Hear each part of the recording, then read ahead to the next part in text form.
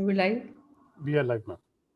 Welcome everyone to this webinar today on a very important subject, prophylaxis and management of endophthalmitis. And we have a galaxy of speakers as well as panelists with us today. And we would be introducing the panel and the speakers who actually are so well known that they need no introduction. Uh, We have our esteemed speaker, Professor Dr. David Chang, who's in ophthalmic practice in Los Altos since 1984 and founded the Peninsula Eye Surgery Center in 2005. He has received several of the international awards, which includes the highest award in cataract surgery by American Academy of Ophthalmology, Kelman Medal Lecture, and awards from many international cataract and refractive surgery societies. The list is endless, and we could go on and on over the list. In 2006, Dr. Chang became only the third ophthalmologist to receive the Charlotte Bayer Award, honoring the outstanding clinical faculty member at the UCSF Medical School. He served as a president 2012-2013 on the ASCRS and is on the executive board of the ASCRS. He chaired the American Academy of Ophthalmology Cataract Preferred Practice Pattern Committee and co-chairs the ASCRS Foundation and received the prestigious AAO Humanitarian Service Award in 2019. He has authored several of the best-selling textbooks on cataract surgical techniques for ophthalmologists and has conducted numerous instruction courses and has a large number of publications to his credit, some of which have changed our practice patterns. He's been regularly voted by his peers into the national edition of Best Doctors in America and is listed by the Baker's Review as one of the top 39 ophthalmologists in US. And he's been named in every biennial list of the top 100 most influential people in ophthalmology as voted by the international readership of the ophthalmologist. And he's going to be talking to us about role of intracameral moxifloxacin in cataract surgery for endophthalmitis prophylaxis. I request Dr. Rajesh to Uh, introduce the yeah, next. a very good morning to all of you. It gives me great pleasure to introduce Dr. Savitri Sharma, who is the Director of Lab Services of the Network of L.V. Prasad Eye Institute at Hyderabad, Bhubaneswar, Vijayawada, and Visakhapatnam. She joined L.V. Prasad Eye Institute in 1991, and since then she has established the ocular microbiology and clinical pathology services of the institute to such a high level. She is a recipient of several grants from so many different institutions, and she is involved in the development of Vision Chip under CSIR. She has been the editor-in-chief of Indian Journal of Medical Microbiology for 2 terms and president of Indian Association of Medical Microbiologists in 2008 and 9, and president of Society for Indian Human and Animal Mycologist in 2012-2014. She has received 22 awards and honors from various national and international associations, and she has authored a book on ocular microbiology and has published 16 chapters and 223 papers in various journals. She'll be talking on microbiological and operating room protocols for endophthalmitis prophylaxis today. It is my pleasure to introduce the next speaker, who's a very close friend of mine, and also we are batchmates from RP Center in the same year, Dr. Malika Goel. She's senior consultant and heads the retina vitreous and uveitis services at Apollo Eye Hospital, Apollo Health City, Hyderabad.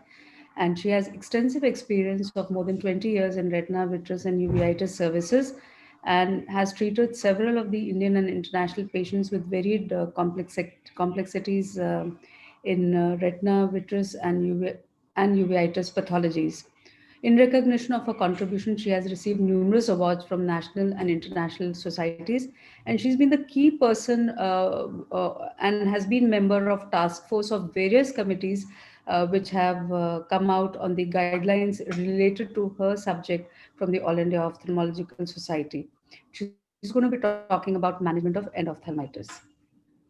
We have esteemed faculty members in the panel as well. We have Dr. Haripriya Arvind, who is Chief of Intraocular Lens and Cataract Services at Arvind Eye Hospital, Chennai. She did her post-graduation at Arvind Eye Hospital and then started her career as pediatric ophthalmologist. And then she completed a research fellowship at Kellogg Eye Center, Michigan, USA. And then she has been heading the cataract and AIOS services in various at the Arvind Eye Hospital. She also oversees the paramedical training at the hospital, and she's involved in camp activities. And she herself has been quite actively involved in various research papers, which also includes the role of intracameral moxifloxacin. So she really, and is an esteemed panelist whose comments and whose opinions will be really very significant.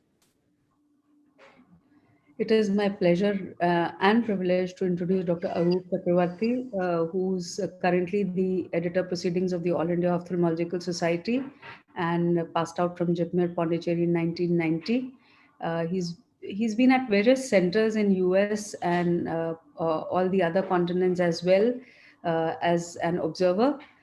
He's observed a lot of surgeons from US and was elected as the vice president of Kerala Society of Ophthalmic Surgeons in November 2019. He's a recipient of numerous national awards and international awards, which includes the Achievement Award by the American Academy of Ophthalmology in 2011 and Achievement Award by the Asia Pacific Academy of Ophthalmology in 2013. And he's also elected as a member of International Intraocular Implant Club in 2011.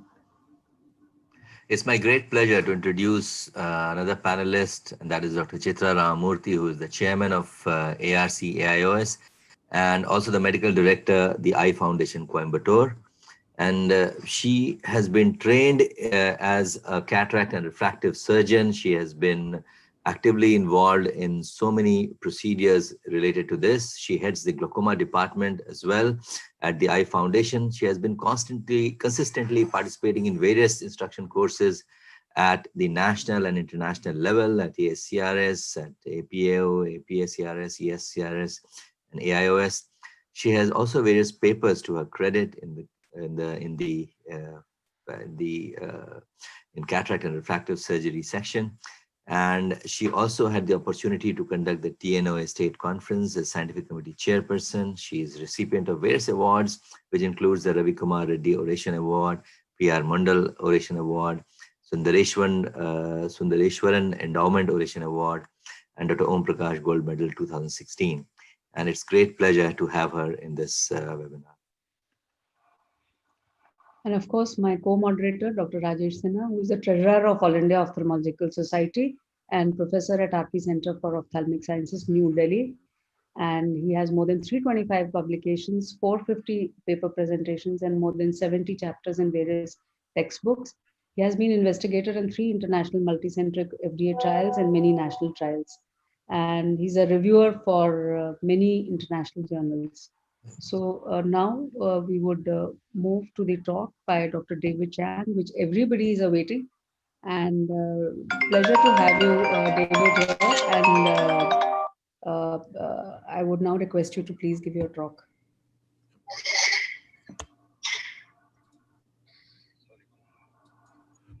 All right, well, it's so nice to be with you today, and I'm honored to give this talk on a very important topic of surgical antibiotic prophylaxis. I have no financial interest in these topics. We know that intracameral antibiotic prophylaxis is a controversial topic. Those criticizing this will point to some of the risks, mixing error, inducing bacterial resistance. How long does the drug really stay in the anterior chamber, and is the cost justified? And we had an interesting counterpoint, a letter to the editor from Bascom Palmer, and then our response along with the Aravind co-authors of our paper on intracameral moxi, and then Dr. Harapriya, who I'm so pleased is on as a panelist. We have done reviews on this recently if you want kind of an update. If we look at the practice patterns in the United States, the last time we did a large survey from ASCRS, we found that intracameral antibiotics went way up compared to 2007. Majority of this was direct injection. Most people now do not put it in the bottle any longer. And this was a large a number of ASCRS international respondents. And we can see it's about a third divided between moxi, vancomycin, and cefuroxime. If you looked back in 2014, just at Americans, though, more than half were using vancomycin, and that was the most popular by far.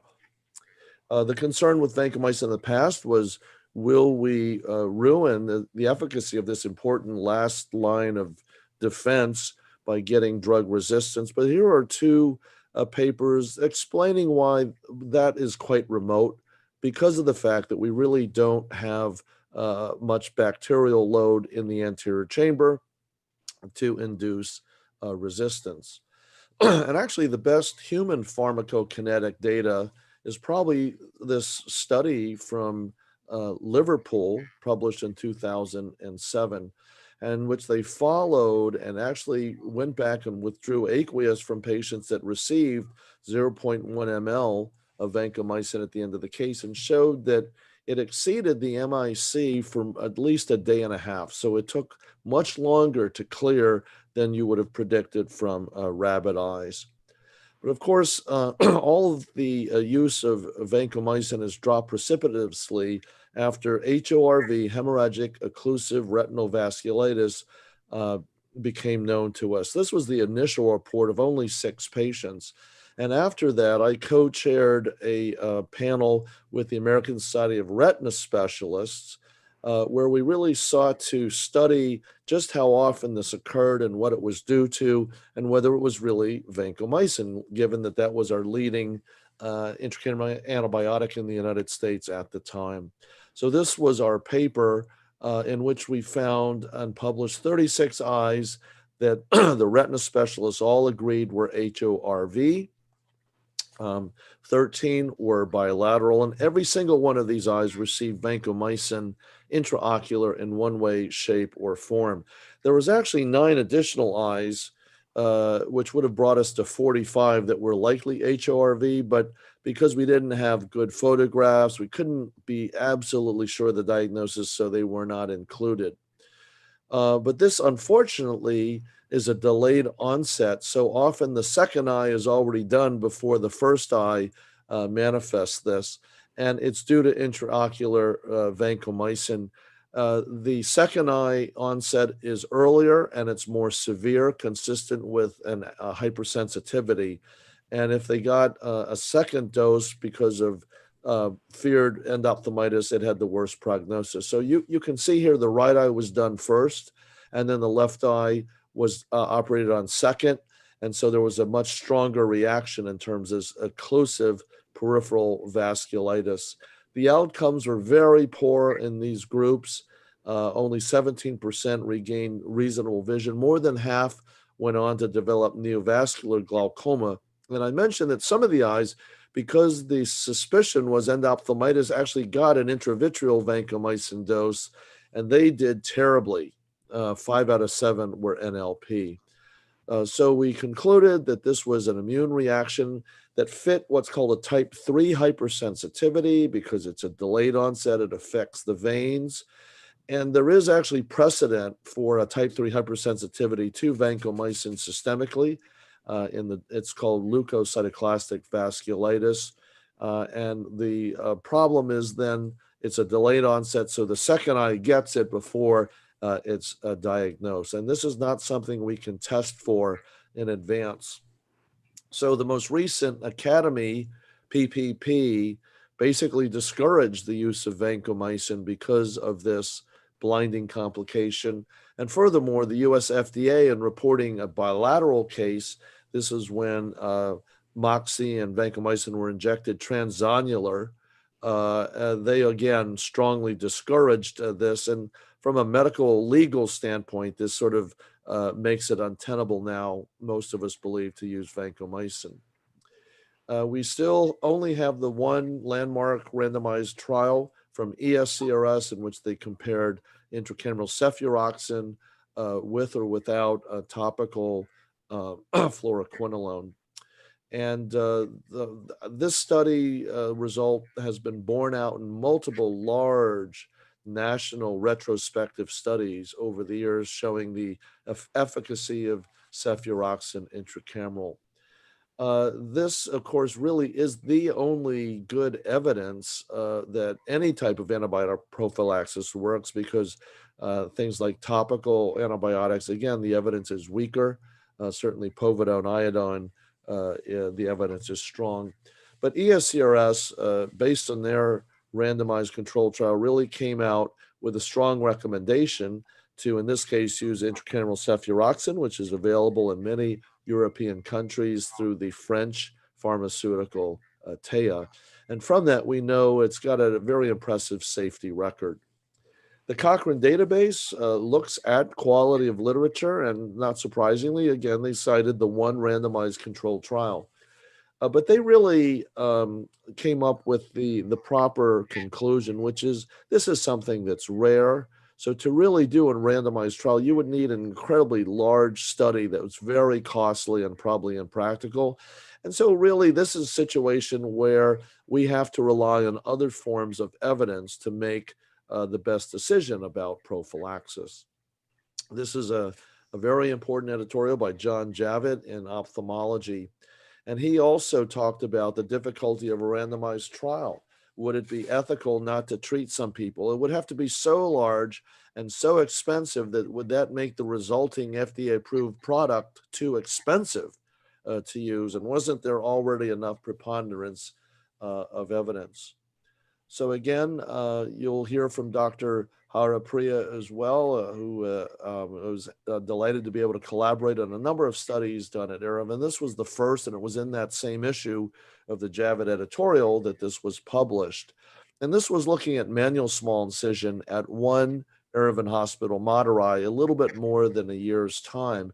And I think the advantage of this is that in just a year's time, essentially, you know that nothing else was changed, just the routine use of intracameral moxifloxacin. And there was a very strongly significant reduction in endophthalmitis. So this is just showing the numbers, very large numbers in roughly a year's time, 30 cases dropping to 6 cases. And this was using the Oramox from Oralab, and this is approved for intraocular use in India. So we concluded that in situations where there was concern about certain practices like multiple patients in an operating room, but certainly in our camp outreach settings where conditions are less than ideal, this is such an inexpensive method, and we showed the value of it in the manual small incision. The data was strong enough to then convince the leadership at Aravind to institute this in all cases at all of their more than 10 hospitals at the time.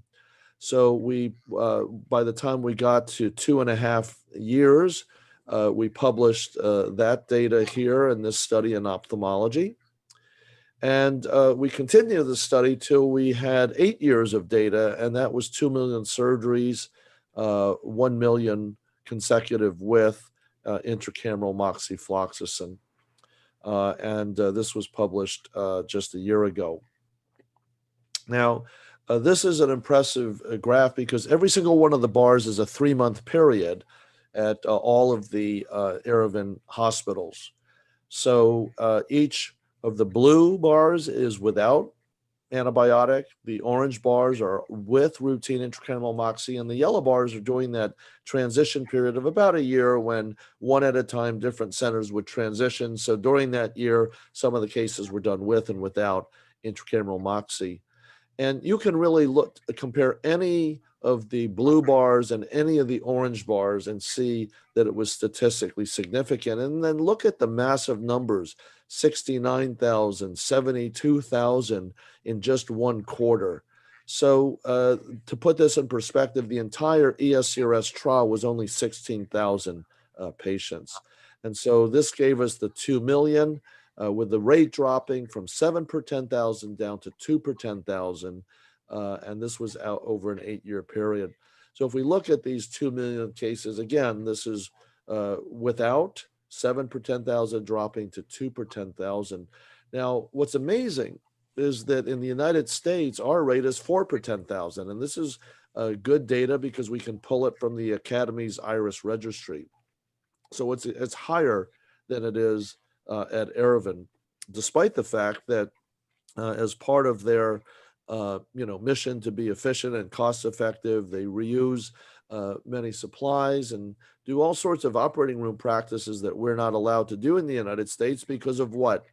The risk of surgical infection. Now, if you look only at manual small incision, the superiority, the efficacy is there. It's even more obvious with phaco.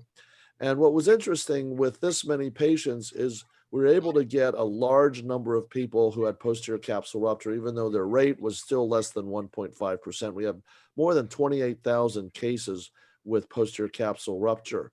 So now if you look at them when you did not use an intracameral antibiotic, the rate jumps 7 times from 6 per 10,000 to 43 per 10,000. So losing the posterior capsule is a barrier. With or without vitrectomy, the rate of infection goes way, way up. Now, what happens with the group that routinely got intracameral moxie is a similar number of patients. So the rate still goes up. It's low and it goes up to a higher rate when you break the capsule, even with intracameral moxie. But you can see that the rate is less than half in terms of when you have that complication without intracameral moxie. So one of the conclusions was, even if you're not going to do this routinely, if you break the capsule, do a vitrectomy, you really should use intraocular antibiotic at that time.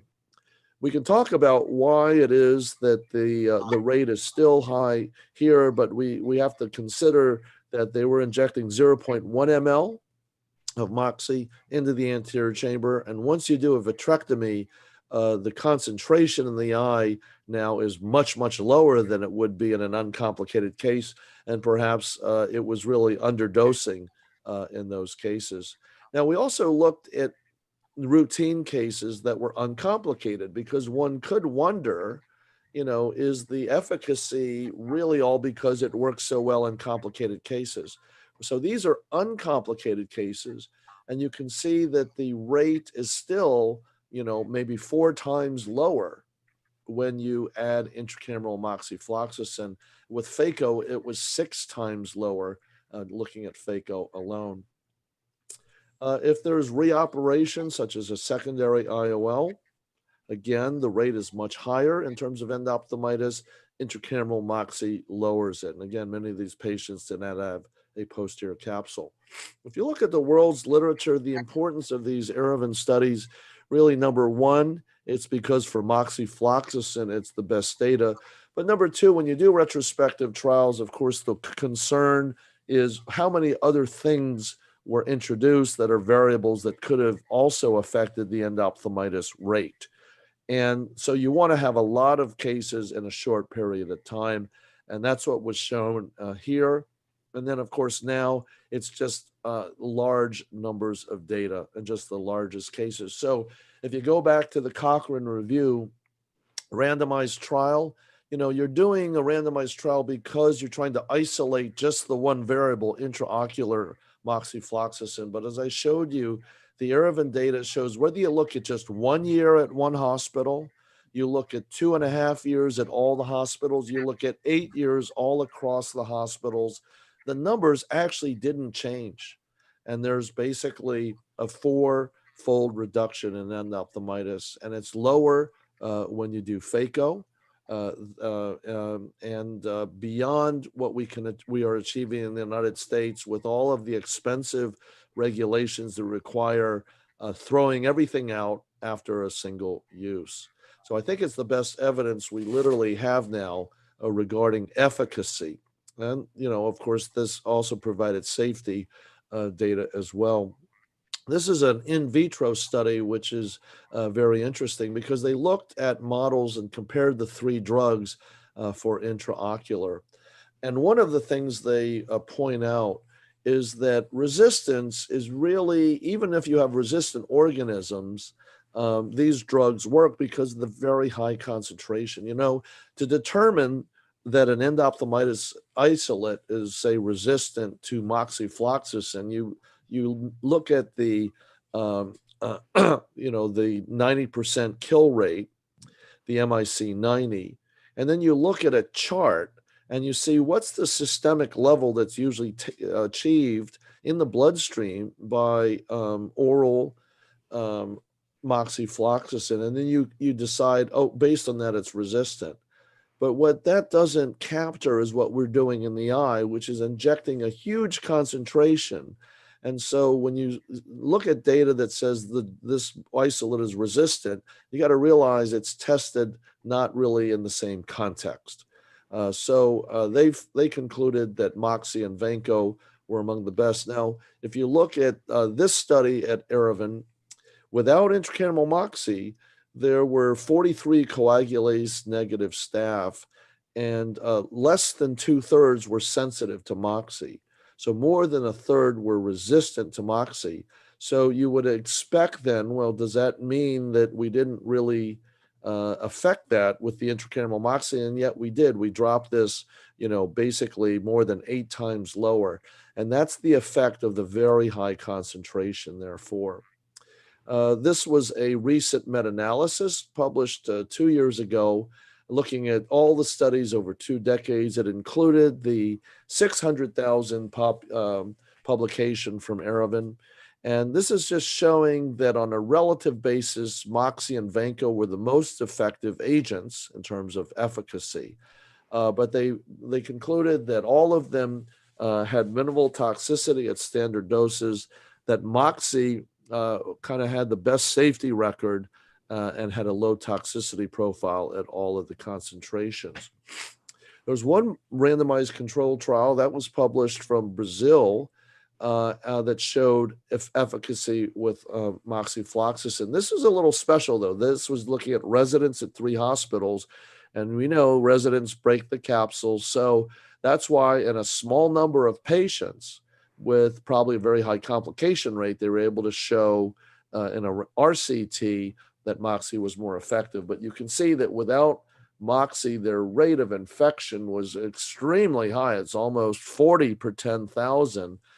So I'm not sure what was going there. It must have been a very high complication rate, which was about 8%.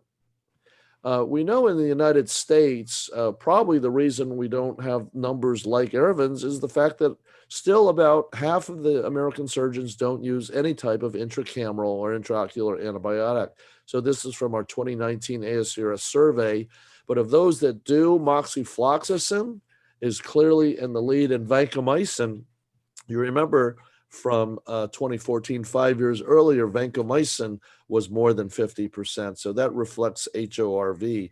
And if you look at US versus international, this is international respondents, again, reflecting where cefuroxime was available in Europe and the Middle East was more commonly used.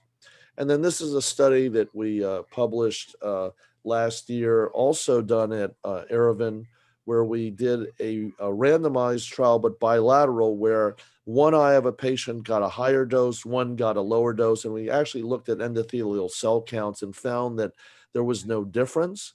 So therefore, the higher dose, which was being used, appears to be just as safe. And of course, if they're equally safe, use the higher dose would be the logical thing. This is looking at how we do this in the United States. Now, we use Vigamox because it is unpreserved. You have to be careful because none of these bottles were formulated for intraocular use. We have to be sure that there's no contaminants or anything there that could cause a TAS. So a generic topical moxifloxacin in the US does cause TAS. But these are some of the papers that show the safety here. Many of us use moxifloxacin compounded by pharmacists at either the higher dose on the left, that's what was used at Erevan, or a lower dose. Steve Arshinoff has sort of published his formulation in which he dilutes it, but then injects a larger amount because he wants to be sure that you get the full amount. So there's basically 3 ways to get this dose. And what we're really trying to achieve is about 1,000 micrograms per ml. You figure that the aqueous volume in a standard size eye after the IOL is about 0.5 ml. So you can get that 500 micrograms either by zero point 0.1 ml of Oramox or Vigamox. This is Arshinov injecting a larger volume of diluted. And for those of us that use 0.1%, you're doing basically an entire aqueous exchange, trying to achieve that similar method. So if you go back to this survey, why are people not injecting intracameral in the United States? The number of people that aren't convinced that it works had dropped by 2014. I think nowadays that's even much lower. So really, for many people, it's the risk of TAS from mixing. Again, from this survey, 85% said they would use an intracameral antibiotic if it was available at a reasonable cost. I think that number would be much higher now. I just will just make one comment. We did a survey of cataract surgeons' attitudes towards OR waste that was just published this year, and my editorial is in this month's issue of Ophthalmology on waste in cataract surgery, where the overwhelming majority of people felt that trash was excessive. We ought to reuse more things. 10 times as many surgeons preferred a reusable instrument than a disposable if of equal cost, and really asking for more discretion to reuse things being left to the surgeon. This was certain supply items that people were either currently or willing to reuse, blades and retractors. And it was interesting that many were willing to or already were not using a full body drape, not having the patient change. Not as many were willing, however, to not change gloves or gowns in between cases. And Dr. Harapriya has done a study due to COVID requiring certain changes at Aravind. And this is again across their system where the patients now are being changed into gowns. Only one patient at a time was in the OR, and the surgeon and the staff were changing their gloves. And you can see during these time periods, very large numbers. And so the question was doing these things which are instituted for viral transmission, did that also lower the endophthalmitis rate? And the answer is it did not. And we're working on a public that. So with that, I'll thank you for your attention, and I look forward to the discussion. So thank you, David, for such an extensive talk. I think nothing was left after your talk to talk about intracameral moxifloxacin, which is still the hot topic today. And thanks to the contribution from Arvind Eye Hospital, Dr. Harpriya Arvind, as well as Dr. David Chang, who've just changed the way we now do, way we now tackle with prevention of endophthalmitis. So I believe there was a study which was started by ASCRS, or was to be started by ASCRS, where they wanted to do a very large randomized control study. I remember about a year ago. And has that study started, or is it in pipeline, or what is the status of that study? Yeah, we still haven't studied it. This is so expensive that we're trying to get funding from the National Health Service called the National Eye Institute. And we're still working to try to find a manufacturer that will go through everything, because this study would certainly solve once and for all whether this works. It's an RCT. And the problem is that we would need about 75,000 patients randomized, which is just a huge number. And the question is how to pay for that study. So no word yet on whether we can actually pull it off. So you are absolutely right. Randomized studies are not required, and we have initiated a randomized control study at our center, which is RP Center, and it is a tertiary apex institute at Delhi. And we have recruited about 7,500 patients already, and because of the COVID, it took a little setback. But I'm sure it'll pick it up again after the COVID thing, subsides. And just to say about the various formulations available with the Cipla company, the sponsors company, we do have moxifloxacin singules available. So just like unims, you can, actually use them intracamerally as well. So that was one thing which is preservative free. What's the So concentration of that? Do you know? yeah, it is the same as Vigamox from, Vigamox? yeah, same concentration as Vigamox. Mhm. So, Rajesh, do we have any questions on the moderators panel, or the panelists would want to comment, Dr. Arup? Yeah. So, David, as usual, it was a wonderful presentation and very few doubts left. But I have one question for you. We still have people who tell us that we have been perfectly happy with the post-op outcome. We have not had any endo cases for the last 10 years, and we have not been using intracameral antibiotics. So, what would be your answer to them? Well, I think that this comes in waves and it's a sporadic thing. And I think this is where big data helps us. You need large numbers to capture an incidence of something that's extremely rare. And whenever you look at all the studies with big data, it's like 19 will show an effect and one doesn't, type of thing. And then, so I'm talking about all the large randomized trials that have been, all the large retrospective trials that have been published throughout the world. So unfortunately, none of us in our own practices in our own hospital can see data of that size. And that's why having this electronic record at Aravind is so valuable. And, perhaps I'll ask Dr. Harapriya to comment, because they not only do they see the numbers, but, endophthalmitis still sticks out to every cataract surgeon. And I think their impression was pretty decisive when they saw the trend.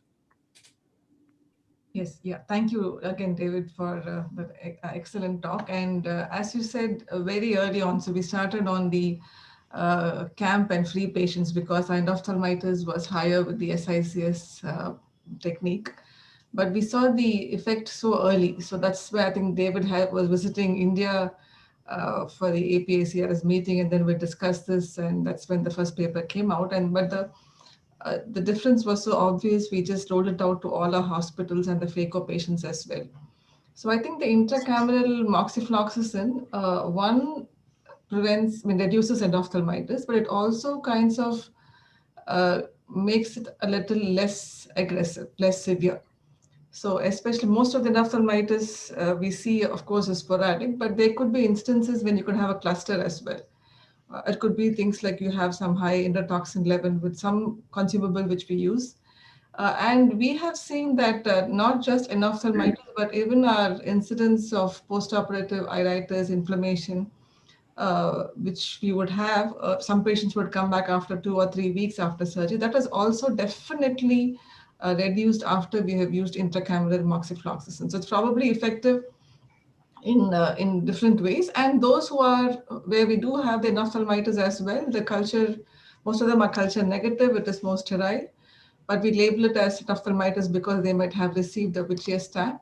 And the outcome also is definitely better. So I think it makes the infection also less severe. So since you are seeing the benefit of use of this practice, we have made this mandatory in all our hospitals. All intraocular surgeries today, we give intraocular intracameral moxifloxacin. I just want to say one thing in continuation with what Dr. Arup said, because there's people who don't advocate this thing. They say that there are a couple of studies which have shown that, when vancomycin was used in bottles, there was some increase in the retinal edema. So if you say that there's a PCR and you inject a intracameral drug, so the whole eye is a single chamber now. So will the chance of retinal edema increase if you are putting anything inside the eye, if there's a PCR? And before Haripriya takes over, another question for Haripriya. Did you feel that there is some sort of an anti-inflammatory effect of intracameral moxifloxacin, reduce flares, cells, pigments, etc. in second or third post-operative visit? Yeah, not in the immediate post-operative period. That I think that does not really matter. But we used to have some of our patients, like say, about 1% of our patients used to come back a little later with late iritis, especially when we use HPMC and SICS large tunnels. So some of them used to come back with iritis inflammation at 3 weeks post-op, but we used to taper the steroids. That has reduced drastically. So I Very think interesting. that probably was a milder form. There was some endotoxin in the eye which was flaring up once the steroid dose came down, and that I think the moxie is also taking care of that. Yeah, so that probably is helping in the inflammation as well. There was another thing that I just wanted to say. In Science report, if you see 2019, there is a study on, in vitro effects of moxifloxacin and vancomycin and cefuroxime, where it did show in vitro that moxifloxacin is toxic to the retinal vascular cells. I don't know if, so that was a little, surprising that it showed that. Maybe clinically it doesn't manifest, but in vitro studies in Science report in 2019 article did show it. Namrata, I would like to say that even for management of endophthalmitis, we do give intravitreal moxifloxacin. So it's not really toxic, and the dose is also 200 to 400 micrograms. So this would not be toxic. So, okay, in vitro, it might have been shown to be toxic, but clinically it is used Yeah. for So management. yeah, that's what I think. Maybe that is not, clinically manifested, only seen in vitro studies. To answer Dr. Aroop's question, whether it can cause retinal edema, well, these antibiotics are not known to cause retinal edema whenever we use for intravitreal indications. In themselves, they do not cause the edema. I just wanted to add another point. I mean, we tend to get overwhelmed by intracameral moxifloxacin. At the same time, we must not disregard the existing, the practices, the sterile precautions. I think Dr. Savitri Sharma is going to cover all those areas. So it is not to say that, you can rest assured that if you, whatever you do in the theater, your sterile precautions, adhering to them, they have to be done. In addition to that, you have to use intracameral moxifloxacin.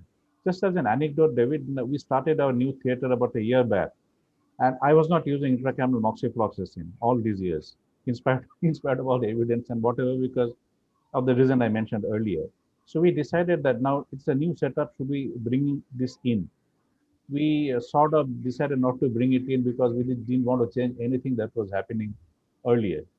So this is where I stand today. How about you, Chitra? Are you using intracameral moxiflox for all cases or only for complicated cases? I use for PCRN situations whenever we do vitrectomy.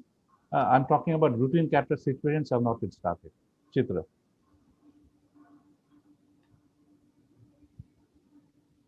We do the same, if I can just say before Chitra. Chitra?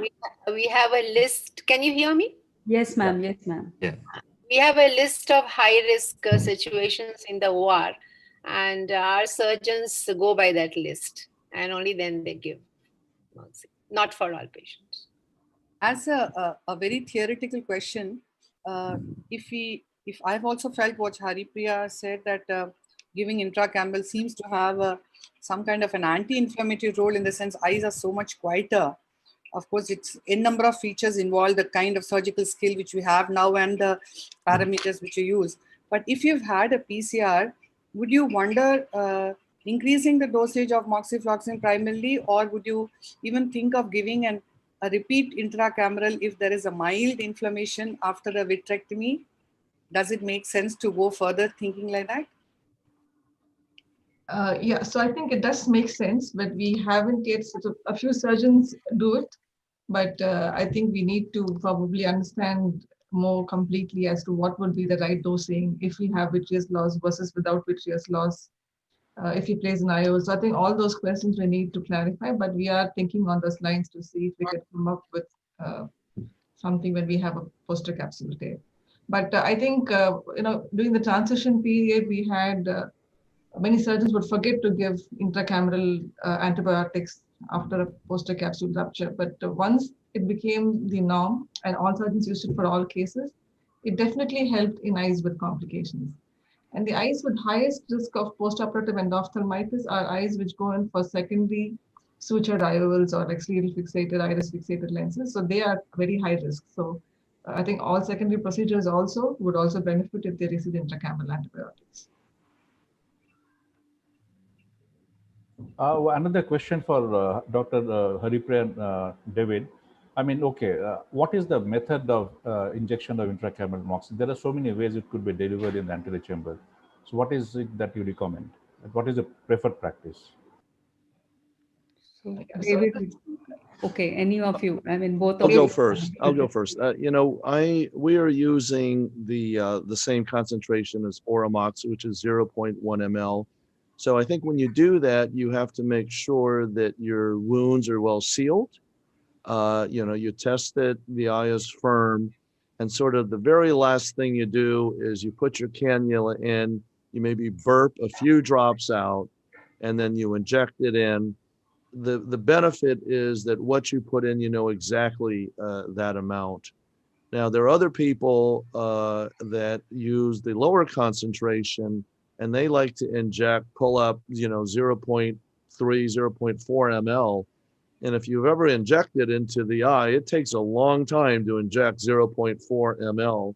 And, they just keep injecting. Some of that washes out, but you're just, their feeling then is you assume there's some leakage and you have that whole amount. I think most of us, we try to inject it toward the bag, toward the lens, kind of away from the cornea. Then you have the dilution, the toxicity would be that momentary, very high concentration. So I would just say don't aim it toward the endothelium. Yeah. So this injection, the Oromox, which we're using, is ready to use. So it doesn't need any dilution. So we draw in about 0.1 ml of the drug, 500 microgram. We use a tuberculin syringe, and as David mentioned, we would form the anterior chamber where we'll hydrate the paracentesis and then inject it. Sometimes if you have a large side port like an SIC tunnel, you may not be able to go right into the bag towards the IOL. So we find that we inject only at the tunnel into the anterior chamber. And that seems to work well too, because we have so many surgeons across the spectrum in training, surgeons who are experienced, and we find that this works in all their hands. So I think having it in the eye, in the anterior chamber works fine. So even injecting it at the tunnel makes sense, as long as we don't leave the chamber shallow after injection. So you want to hydrate the side port well and then inject this finally. What about flushing the bag? I know some of my colleagues, they deposit the entire solution in the capsular bag. So that I think is good if, like, as David mentioned, the Steve Ashnoff's suggestion of using 0.3, 0.4 ml. If you have a larger volume with lesser concentration, one could go do that, because you need that kind of volume to insert your cannula into the bag and then retract it. You have to have continuous with a 0.1 ml that may not be adequate. So with having discussions with Dr. Ashnoff, we were considering whether we should move to his suggestion. But we realized our outcomes, our endophthalmitis rate in 2019, it was about 1 per 10,000, 0.01%. So we found the current practice is working well. So we didn't want to confuse all the surgeons and the operating room staff. So we continue to do what we are doing. But if one does want to do a wash of the capsular bag, I think a higher volume, lesser concentration would work better. There's a question on the YouTube channel that's for Dr. Harpriya, and I think probably not related to this, but they want to know that do you, for one-eyed patients, would you do a conjunctival swab or you will not do? I think that is a question everybody we have stopped it. Yeah, we used to do it earlier in the past. Now we don't do any swab for any patient. Anybody does conjunctival swabs for one-eyed patients? No. I think that practice has completely stopped. And so when we did a survey from the All India Ophthalmological Society and we published it in Indian Journal of Ophthalmology also, only about 1/3 of the patients, 1/3 of the surgeons were using intracameral moxiflox and 2/3 were not using it. And surprisingly, a lot of people were giving systemic antibiotics as well, which probably have no role, almost to the tune of 30%. So we had the practice patterns that we showed in our part of the world are a little different from the practice patterns which are there in the Western world. I just have one query that, there are a couple of articles on double preparation by betadine. So do you follow that, Haripriya? Yes. Yeah, we do. So we do apply, that's I think extremely important that we have good evidence to show the effect of powder and iodine. So we do apply powder and iodine on the adnexa 10% and the conjunctival cul-de-sac 5%, once in the block room and once again on the operating room table with 3-minute contact time. I think that will also help in the COVID times, Yeah. because povidone iodine is going to kill Only the virus. the only problem with povidone iodine can be if it has been there for long.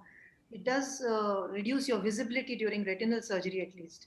Yeah. So I've had situations where I've had compromised visualization. So cases planned for phaco-vitrectomies, we also do quite a lot of them. And I prefer to limit it only for just 3 minutes. In cataract cases, it doesn't really matter, but I mean, of course, it should not be more than that. But many a time, epithelium has to be peeled off. So that is another new consideration that comes in. Even with peeling of the epithelium, the visibility does not remain. I mean, it improves. It improves than what it was before. David, how have you changed your cataract surgery pattern in the COVID times? I think many people would be interested in knowing, though it is not directly related to what we're talking today. Yeah, I argued that we don't need to routinely test people because we don't believe there's aerosolization. Actually, in JCRS, I should appear online almost this week, is a study from Dr. Vasavada's group. And it was interesting because they were able to use an imaging study to look at forward air transmission from patients in an eye clinic as well as in an eye OR. And, obviously masks help, the slit lamp shield helps, ventilation helps. But the one thing that they did show is that even with the tight mask, there was leakage across the top of the mask that you could really reduce by putting tape across the top of the masks. So it appears that that simple, inexpensive thing, taping the bridge of the mask, does help. And so we've been doing that both in the office and in the operating room. We used to not pull the mask up over the nose because we didn't want to get the povidone iodine in the patient's mask. But now we tape it and we just, don't prep onto the mask. The only other thing that I've done differently is we've kind of eliminated the first post-op day visit unless usually there's a toric lens, which I usually like to check. And that's cut down a lot on the crowding and the visits. And we just do a telehealth checkup. We're probably missing a few high pressures, but we haven't seen any complications of that yet. We're trying a few, I'm certainly doing a few patients same day sequential, immediately sequential. If it looks like it's just tough to get them in and so forth. So those are sort of the few things we've done differently. As regards mask, what we have noticed is initially I was using the taping, but now we use a half-piece face respirator from 3M, which looks like a gas mask with a P100 changeable cartridges, which last for about 30 hours. So that gives absolute air tightness and there is no fogging. So I'm very sure that I'm not breathing in any of the air that is exhaled by the patient. So that is only for the operation theater. Outside, of course, it is the N95 mask. Yeah. But I think this is important for your waiting room, for everything. There's so many patients passing through there. And of course, we all require a mask. But putting that tape across, the other benefit is the patient isn't pulling their mask down all the time while they're talking. And then the other is they're not breathing on your hand and your lenses, which you're holding up, and they don't fog up. So it's something that's very simple. And as I said, these imaging studies that were done at Dr. Vasavada's group were very convincing. There's one question for you, Dr. Harpriya. Do you autoclave the Oromex bottles? Somebody is asking. We don't have to, but we do autoclave the Oromox bottles because we use the bottle is for more than one patient. So it comes as 1 ml vial, and we inject about 0.1 ml each patient. So we draw it in the sort of sterile, the scrub nurse would draw the drug, so we have it on the table. So we do autoclave them, yes. Okay. But you don't have to, it comes in a sterile pouch. And will it replace the preoperative antibiotics? I mean, how often are we all still giving preoperative antibiotics, and whether it is at day 3 or at day 1 or on the day of the surgery? So Harpriya, what is the practice at Arvind? Yeah, so we actually David haven't changed our topical antibiotic regime. So we give ofloxacin 1 day prior and 15 days after surgery, and we continue to doing it because many of our patients, some of them would have some infection of the ocular nexa, they may have some MGDs or mebomytis. So we just want to use this as prophylaxis as well. And this one bottle which they buy, they will continue to use it twice a day for about 10 to 15 days after surgery. How about you, David? So I, in the past year, have stopped using antibiotic, and it's mostly based on a study from the Northern California Kaiser Group. This is, again, a large system of clinics that they standardized this.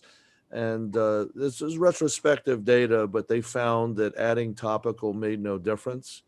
So again, it's purely anecdotal if I was to do it, but this was, again, sort of a big data approach. So based on that, I just do the intracameral moxifloxacin. Is it likely to have any medical legal implications not using pre-op antibiotics, though we know it is not really necessary? Well, I would argue that, you have to look at the literature. So I think that this Kaiser study that's been published, Shorstein is the lead author, is really that, and the PPP, which says that the evidence is really basically for intracameral. There is no evidence that topical does anything. So I think as long as you're doing that, I do think you should do one, or you should do at least one.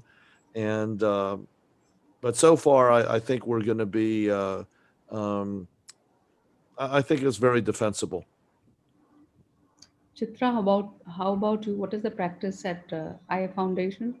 Yeah, we routinely use intracameral moxiflox for our patients for easily over 5 years. We've been using it, and we are completely convinced that that's the only way to go. And as far as the topical antibiotics is concerned, we do give, actually we start them 2 to 3 days before, as in when they come for the surgery, and continue it for a week post-op. Although we are truly not convinced, but as Haripriya says, that there is some kind of a borderline lid inflammation or mebomytis in these eyes, so it should have a protective role. So Dr. Savitri Sharma, ma'am, what is the practice at LVPI? We don't use preoperative antibiotics. Okay, so less and less people are using preoperative antibiotics.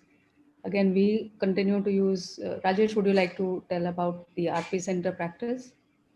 Yeah, we do use preoperative antibiotics. We start 3 days before. I mean, that's how it works. Like the patient comes to the OPD and then he's posted in the OT. So the gap between OPD and OT is like that. You start it on that day, second day, and then third day is the OT. So it's probably 2 days before the surgery we start, and we continue for 2 weeks or 3 weeks, depending upon the patient.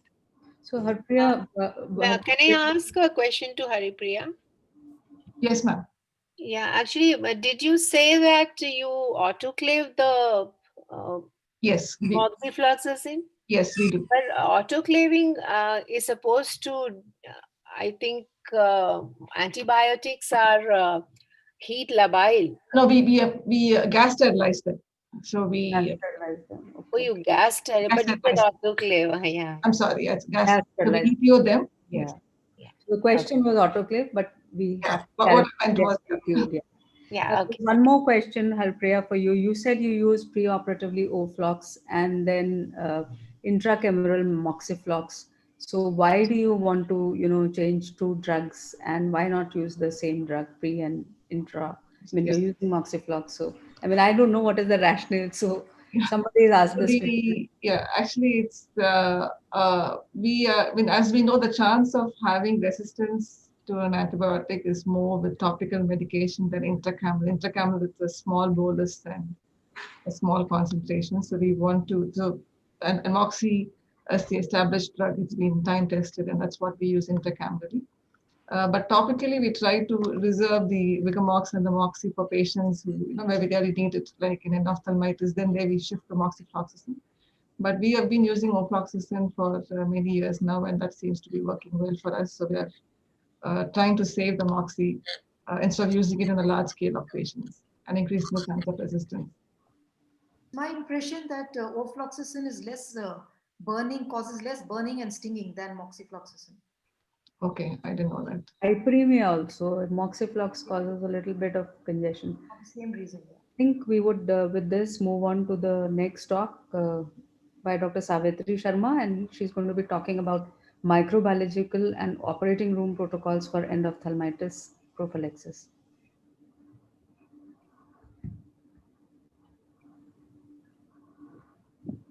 Good morning, everybody. Again, I thank AIOS and CIPLA for this opportunity. CIPLA relationship I have since long. They had sponsored a webinar way back when webinars were not so common, and that was first for me. And interestingly, the topic was also similar. So I hope I'll do justice to this topic, and it will be useful to the listeners. I would like to echo what Arup said during our discussion, that intracameral prophylaxis cannot be the first line of prophylaxis. It comes after all the other things are in place in the operating room and for the patient. So with this, I'll share my screen.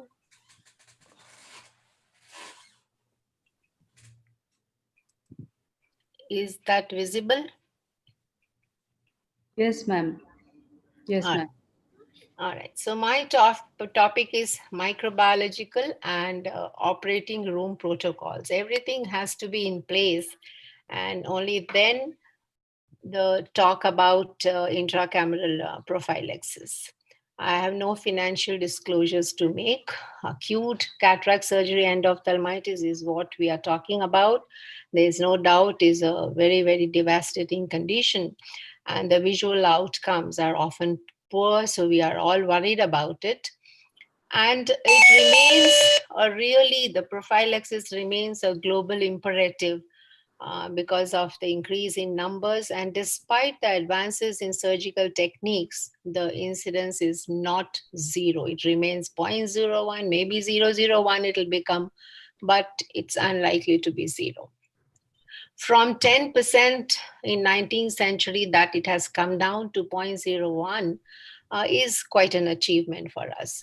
And all that is attributed to aseptic surgical protocols. Perioperative povidone iodine is the biggest thing that we can hang on to and forever. Isolation of eyelids and eyelashes, proper draping, topical perioperative antibiotics we just talked about. It may be doubtful, but we are not confident enough to give it up. And now, of course, the intracameral antibiotics is what we have come to. But incidence of surgical infection doesn't depend only on one thing. It is multifactorial. As you can see here, everything matters. And it is the human element which matters the most, because people can make mistakes.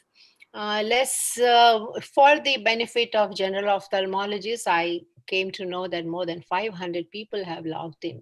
So I am sure the information will be useful to some, that when you build a new OR, have it on upper floors, not facing busy roads, and avoid human traffic.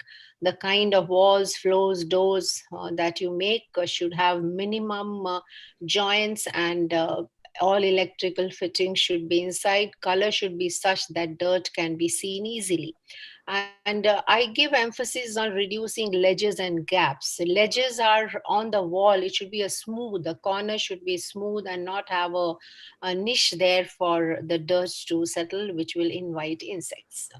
And nowadays, we have very good companies which come to our rescue for building good ORs, and that controls everything: temperature, humidity, noise, and ventilation. A few words about ventilation. Ordinary air conditioners, split air conditioners may be better than window, but normally they are not useful, and people would like to have filters in their ORs to downgrading from 10 micrometer size, pore size to 5, and then ultimately to HEPA filters, which is high efficiency particle arrestor filters of 0.3 micron size, which filters out most of the fungi and bacteria. And volume exchanges are important. Positive pressure is important. And nowadays it's quite common to see modular ORs in most of the places. Formalin, if at all some people are using, is actually not recommended because of its being a potential carcinogen, and the smell just gives a false security. It's not really required. People have seen in studies that controlled air circulation is as effective as using formalin, so there's not necessary to use formalin. And the usual way the filtered air that comes is from the ceiling and from the lower down of the wall, it goes out. So inlet and outlet of these HEPA filters is what I'm trying to show here.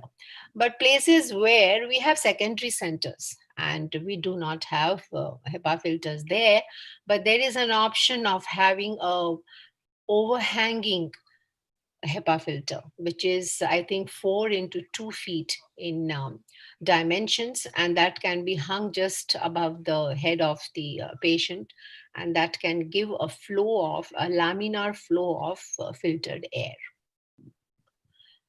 When we go to the protocols in the OR, we did talk about the mask. There is no doubt that all parts of the OR, actually I'm trying to show that even in the CSSD where you are just sealing packages and cutting packages, you need to have mask and cap at all time, and it is not optional at all. We did talk about the pre-op preparation and the beauty and benefits of betaine. We do not use 10%. I think that was mentioned, though it is recommended. We make do with the 5% betaine, applying it repeatedly, and it is, of course, it is put inside the conjunctiva. Training is very, very important, especially institutions where we have a flow of turnover of people. It's very important to train constantly. And even the older staff, I have seen that very senior nurses, they become very lax about what they do, take it for granted. We need to train them as well. And training in surgical scrubbing procedures. There was one time I have purposely put here not Bactolin. One of the constituents which a company was selling was Bactolin. And they were even recommending that for scrubbing. That came to our notice when in our secondary centers we found that the scrub areas were having Bactolin. This is definitely not recommended. It is just like any liquid soap. What we need and recommend is 7.5% beta. The percentage is different here. And of course, chlorhexidine. Post-scrubbing, wiping hands, we give good training to people to do that using 2 ends of the cloth for the 2 hands and applying sterilium after wiping, and allowing the sterilium to dry on the hands is very important. Again, gloving is another one which is taken for granted and we think everybody knows it, but it needs to be emphasized and trained. People have to be trained all the time to do it correctly. There are many no's. I think all of us know that a gloved hand or a gown should just, the anterior or the front portion should be completely protected and should never be touched in any way. This may be a little busy slide, and is not important probably, but after each patient, there is a controversy about this. And I think we differ from Arvind in this, that after each patient, we actually follow the cleaning of the floor and the trash, and changing of gown and everything is done. Uh, After each patient also, of course, OR tabletop and the instrument stands and other things are optional. What do we use for cleaning? I'm often asked. Sometimes my office will get filled with all kinds of chemicals kept on my table to check. We cannot really check whether a chemical is good or not. Every chemical that comes, it has to be judged by the content that it has. And earlier on, we were using bacillocin, which had glutaraldehyde and formaldehyde. But now we have switched over to quaternary ammonium compounds. And this is D125, which may be a little bit more expensive than recently another product came, which is also quaternary ammonium compound. It is P125. So across our campuses, we have shifted to this, which can be used for cleaning as well as for fogging if you like to do. Our environment must constantly be cleaned as much as possible, including the instruments, equipment, and etiquette must be. We do not allow any jewelry, and nails must be trimmed. Everything must be looked at in the OR staff. This is something very important, not to use cardboard boxes. The cardboard is a organic substance and that can invite insects and it has pores inside that. So everything should be replaced with the plastic buckets, plastic tubs, everything plastic is good. And scrub areas should not be forgotten from cleaning. Everything should be cleaned regularly with following a protocol. How to clean instruments may vary from place to place, but it is important to use soft water or RO purified water. And many of the ORs, they do have distillation plants. Distilled water is required for the last cleaning, last soaking, and it is also used for irrigation of different hollow bore instruments. Flushing with the air gun is important to dry the inside of these flushed items and then go for sterilization. Not enough to have a high-tech autoclave. It's very important that we understand the autoclave, how it functions. The staff needs to be trained properly, and bins are not recommended. This is something I learned way back at Aravind. Many of you, even Haripriya was not there, they may not know that Aravind had large number of these bins with poles around it. And when I think it was 1988 or 89, when infection control nurse came from the US and she worked with me. I learned with her how to make a OR protocol. Actually, that was my first protocol that I made with her. And first thing she did, and Dr. Nachiar was really zapped, that she said all bins to be banned. They need to be thrown out. We do not need bins inside the OR. And Dr. Nachiar had invested so much money on that. And she was really not very happy that we told her to remove the bins. The packages should be in cloth. Now we know everyone makes packages in double packaging. They do in cloth and not bins. On the packages, there should be name of the package, load number, signature of on the chemical indicator that is put on that. And this should be a normal practice. We have kept in our institute expiry of autoclaved packs as 1 week. So whenever the date should show that 1 week has passed and the pack has still not been used, we normally send it for re-autoclaving.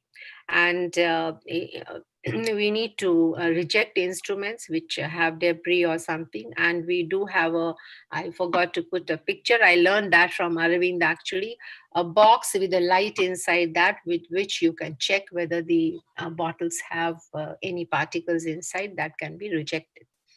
It's very important to check that the autoclaves are working. And there can be 2 types of cycles. But what's important, I already mentioned about the chemical indicator, which is just On the package, it will be there with the name, etc. TST strip is another one which we use, which here it is stuck here on in the register.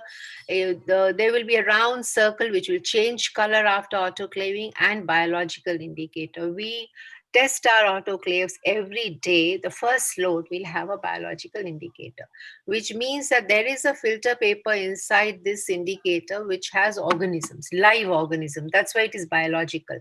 And the color changes after incubation if the organisms have not died. This is autoclaved along with the other items and then sent to the laboratory. We incubate that, and if it changes color, then autoclaving was not good. It did not happen. It should not change color and remain same after incubation, which means that the organisms have been killed. And this is the kind of incubator which comes from the company. It's 56 degrees centigrade. That's why a normal incubator will not work. We need to have a special incubator for that. And in autoclaves which have a vacuum creation inside them, need to be tested for penetration of the steam at least once a month, and by using what is called Bavi-Dick method. This is the thing I have pasted here on the register. So once a month at least we do that to check that the steam is penetrating. Ethylene oxide gas sterilizers are monitored with the help of another biological indicator, not the same. And here it is red in color, and the incubation temperature is 37. So there is a difference. You cannot use the same biological indicator for both autoclave and the ethylene oxide. The sterile products need to be stored and transported properly, keeping in mind that they are not exposed to any contamination, and they should be really dry. Much has been learned. It took a long time for Indian hospitals to learn about segregation of biomedical waste. And thanks to, probably the one reason we can thank the COVID pandemic is all the hospitals have become very, very sensitive to this issue now. And then you find that they have learned, and the government agencies which are involved in helping the hospitals to do a proper segregation and disposal of biomedical waste has really improved. So every state is now active, and we must go by the rules and regulations of this particular activity. It is not only, I always tell them, it is not only the duty of the nurse to look at the labels when the surgery is starting on the packages. It is also doctors, especially if a doctor is mindful about that, then the nurse is going to be very careful about that, and always check all the relevant parameters on the labels which are there on the sterile packs. And that goes a long way. Realizing a mistake later is of no use. We must do it initially. Now, may I switch gears to surveillance in the OR? None of these protocols are going to happen unless there is a very robust surveillance system in the OR. Somebody has to be watching. We all work better, look better, behave better when somebody is watching. That's a human tendency. So we need to supervise, closely observe, and keep checking. And the idea is to improve awareness of the staff, let them know that we are checking. And we have a system where daily a team of 2 nurses who have a list of parameters to check, they make a round of the operation theater every day. And then they make a report which is presented to the Hospital Infection Control Committee. The idea is that the discipline is maintained in the OR. Everyone is under the knowledge that they are being watched. Now, when we come to microbiological surveillance, actually, I would like to ask David maybe later on after my talk, what is done in the US.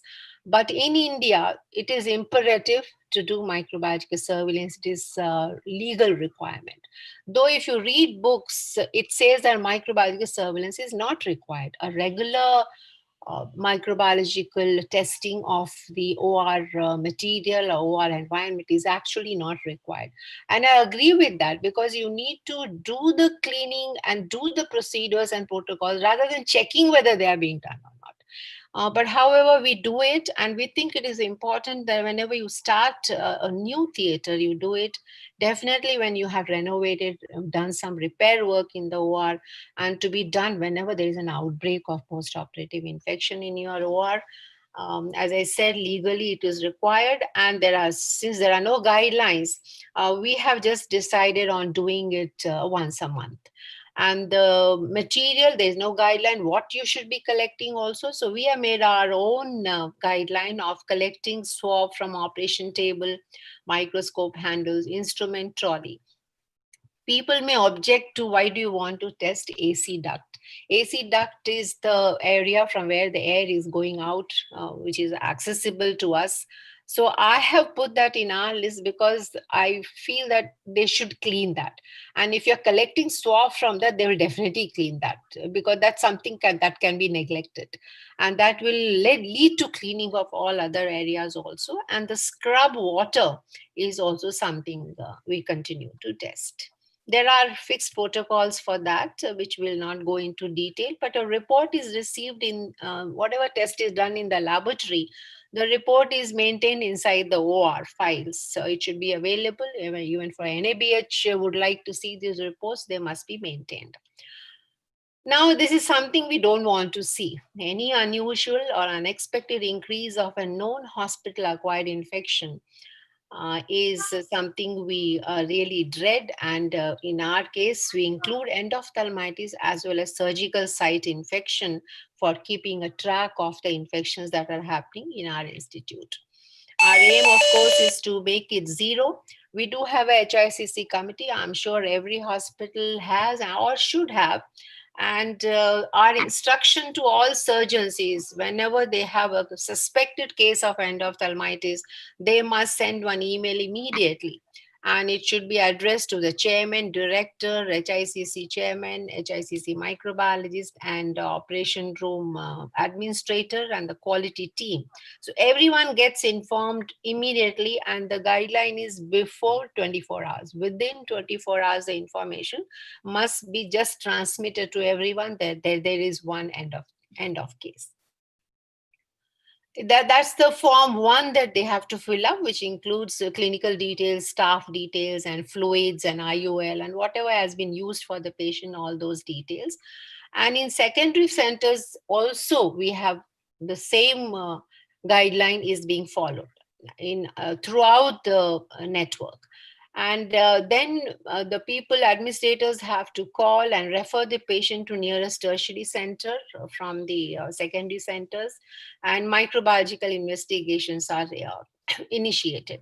The primary surgeon later on will collect the microbiology details and other information and fill it up in the form number 2, and also make a summary and send it again to everyone. The administrators, everyone gets actually geared up to find out all details. They submit the OR surveillance reports. They recall all patients operated on the same day, and a meeting of all is organized within 48 hours. All people, they must meet. Nowadays, we are meeting online. Even with the secondary centers, we just have online meetings within 2 days of endophthalmitis happening.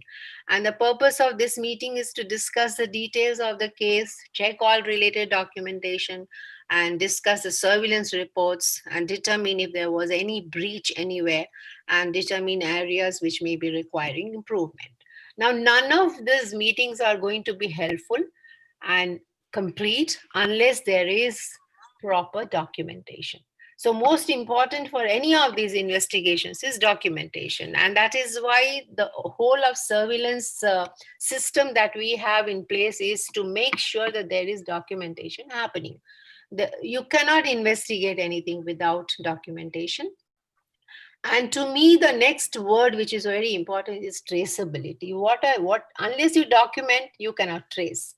And what are we tracing? We have to trace the name of the patient, age, sex, address, everything. What are we tracing? Source of infection. And why are we tracing? To stop more infections. We know that causes of post-operative infections are close to the eye. Microorganisms in the conjunctival sac, presence of organisms that can be very devastating on the instruments, hands, fluids, etc., or in the OR, or entry through the wound post-operatively. Now, how do we handle these? We are doing everything to handle each of these. So first one is, of course, we are doing cleaning the conjunctiva skin around, then using sterile items to handle the second one, HEPA filters for the third one, and teach hygiene to patient and proper instructions. We are giving antibiotics that we already discussed. Now, how do we find out what was wrong in that outbreak that happened? We have one of the things is CCTV is really helpful. Every OR table is covered with a CCTV, which gives us an opportunity to look how the draping was done, how the cleaning was done, did they glove, scrub everything properly. Everything you can check with the help of the CCTV. Every case of endophthalmitis is the footage of the CCTV is seen by another person and not the same surgeon, another person, to check with everything was done properly. And check the techniques of assisting the surgery. The nurse and surgeon both are covered in the CCTV footages, and then you check all your other reports about the OR. This is just an example what happens in our OR. We have the patient record, which has all the information about which items were used for surgery. And then another register where those items can be traced for that particular patient, and when were those items sterilized, when were those items given for surgery, and which autoclave was used, which gas sterilizer was used. Everything should be linked to the patient who had the endophthalmitis event. And when you can link that, only then you can approach other patients who were operated on the same day and they the similar items from the same autoclave were used for that patient. So that's how you trace everything that happened in one particular event. This is again the same thing, emphasizing that all information should be available in the EMR as well as in the records. So advantages of these investigations are we sometimes may not find the source, but everything gets reviewed again. Detection and tightening of the loopholes can happen. And this will increase the awareness of all concerned that we are not lying down any single event of endophthalmitis. Improvement in quality would happen, and it would prevent further post-operative infections. So therefore, all of us at every level should actually welcome the surveillance activities and adhere to the methods that are used for surveillance. With this, I thank you for your patient listening. Thank you.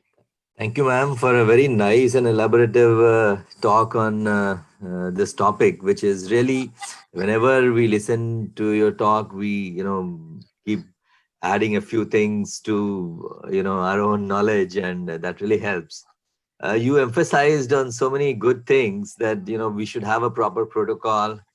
Then you emphasized on the biomedical waste, which how, COVID has, made us more aware that, about the biomedical waste, and that is so important. You very well mentioned about the documentation of everything. Like if anything goes wrong, proper documentation will help us trace where things went wrong.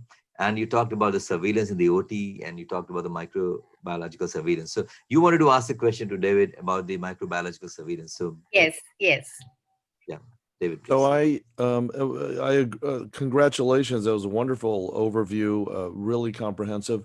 I'm not actually aware of what our requirements are, in terms of testing. It's mostly about the autoclave, of course, working and things like that. So for ophthalmology, I'm not sure if it's required, and even, whether it's as widespread as, say, with orthopedic surgery or something like that. Dr. Arup, would you like to say something on? Yeah, I just wanted to ask, Madam, now every month is your recommendation for microbiological surveillance. Now, question of interpretation. Sometimes it comes as scanty growths. Sometimes it comes at some growth which is insignificant. How do you interpret it? How do you know when it has to be taken seriously? And actually, there are published articles about that. So we do the settle plate method which is keeping an 85 plate of Sabros dextrose agar for fungus and blood agar for bacteria. We keep it exposed for half an hour in the operating room table and then incubate it. So the break point or the upper limit of bacterial colonies is 10 colonies. That's been published in IGO long back by PGI Chandigarh group. And we adhere to that. So more up to 10 colonies, we are not worried. But if it is 15, 20 colonies, then we worry. And not even one fungal colony. There should be no fungus colony. So that's a guideline for fungus and bacteria. And for the swabs that we take, we are taking from all sterile areas. So there should be no growth at all. And we in our OR, we are able to achieve that, no growth. But if there is growth, you only have to reprimand the people who are cleaning and the solutions. The usual difficulty we find is the housekeeping who is left to cleaning may not know to make the solution. We have to teach them how to measure. There should be a jar there to measure the solution. If it is 1%, this D125 is 1%. So 1 in 100. So in a bucket, how much of water is there and how much of D120, because it is expensive. Now, if on their neck, somebody is sitting, the administrator says you are using too much, then they will be very miserly in using and they may not use the correct strength. So those are the important. What is the significance of anaerobes? Sometimes we have nil culture from most of the places, but for 1 or 2 colonies of anaerobes. So how do you interpret that? I really don't know, because anaerobic cultures are being done because it's a legal, again, it's a guideline. Some lawyer told me that in the law of court, they ask for anaerobic culture. That's why we use Robertson cooked meat medium. I really don't know. We don't get any time, but I think it has come from the earlier situations where tetanus used to be a post-operative infection in some of the ORs, surgery ORs. So probably that has remained in the in the law books from that time, and it is not of real big relevance for ophthalmology. So we can disregard it when I think so. such report comes.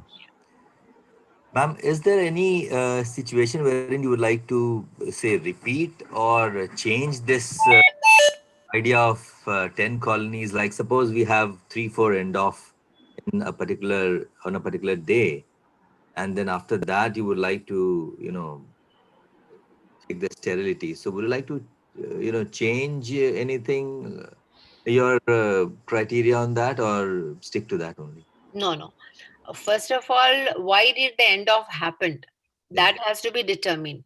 It is most unlikely to have happened because your environment is having more than 10 colonies. The most common causes we already saw are close to the eye, the fluids and the conjunctival sac. So we don't have to worry about changing those guidelines. I have a question, ma'am, regarding supplies. Do you routinely check all your consumables like BSS and viscoelastic? Do you check the pH and culture? And we only check for the particles by shaking and looking against light.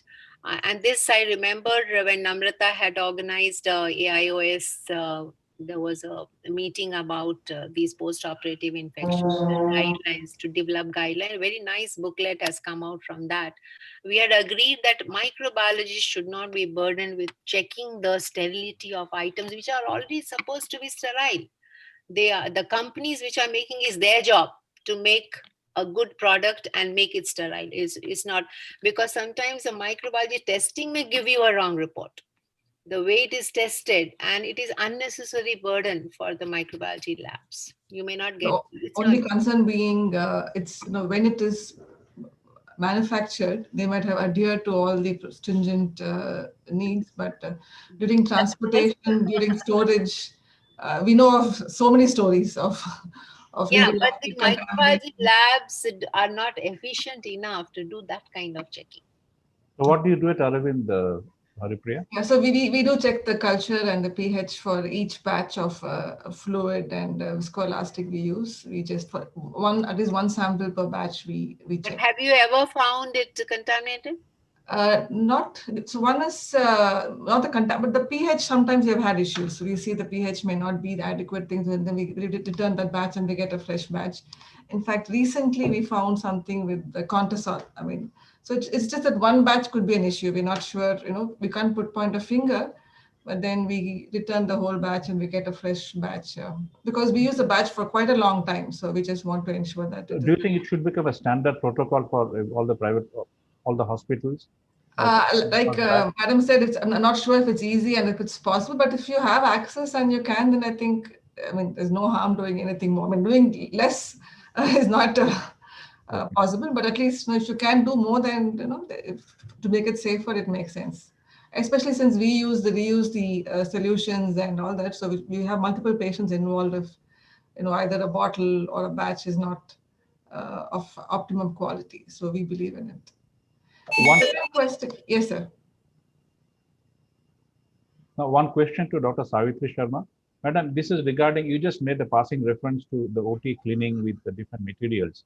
Now, if the floor or the walls or roof is made up of stainless steel or vitrified tiles, you can use water and you can use disinfectants. But my question is, many of the modern theaters have only vinyl as the flooring and wall without any seams, without any borders.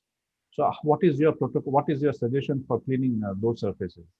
Vinyl, will it not withstand the normal disinfectants? Because they are not very strong. D125, no, we use disinfectants, but we do not use detergents. We do not use. No, you don't water. need detergents. You use only disinfectants. Only disinfectants. No, only disinfectants. Yeah. We use Lysol here. Yeah, the Lysol also contains the same quaternary ammonium compound. Yeah. On the vinyl floor. I looked it up. When they were talking about COVID and they were discussing what should be used in the OPD and other huge areas, big corridors, it will be very, very expensive to use D125. They said we just cannot afford it. So we looked up Lysol. Lysol has the same quaternary ammonium compound. Yeah, you can use that. That's effective. Another question about the RO plant, madam, for scrubbing, surgical scrubbing. We have many of us use the RO water, and for that there is a RO plant. Now you have multiple theaters. We need a pressure pump to have adequate supply for scrubbing. Yes. And that is only possible if you have a drum, RO water drum, very storage drum. So do you think it is a very sensible thing to do? Because most of the biomedical engineers, they say you have to have a drum, 100 liters or 500 liters capacity, and that will take care of all the pressure pump, whenever they have to pump the water into the taps. I don't know the technicalities of those drum and other things, but as such, running water is always better than storing the water. But wherever the storage is, if it is mandatory and you really cannot do without storage, then that needs to be again taken care of. Cleaned on a daily basis. We clean it on a daily basis. Yeah. Okay. Yeah. When you Dr. Malika, you want to say something? Yeah. If for ethylene gas sterilization of any instruments, how long after they have been sterilized can they be used? Is there an aeration time they have to be allowed? And second question is, if it's a chemical or a drug that is being sterilized with ethylene gas, does it change their chemical composition? Because it is my feeling that if we ever try to do with silicone oil, it emulsifies faster than if you don't. So, Dr. Haripriya, yes, it might. And actually, if you read the brochure of the ethylene oxide sterilizer, liquids are not supposed to be sterilized in that, because the gas has to pass through whatever item is being sterilized. So where is the question of gas passing through that liquid? It will not. Is there an aeration time you require before you can use the instrument? Yeah, that depends on the machine. When we had earlier machines, the older machines, it will say in the brochure how many hours. So it had 16 hours. It was a very, very long time. Now, but the current machines are much better. They are very good, and the aeration time is built inside the whole cycle. So it comes out with, can be used immediately. It depends on what kind of machine you have. Thank you, ma'am. And before we go to the next speaker, we have the responsibility of playing the sponsors video. So Sunil, can we have the video, please?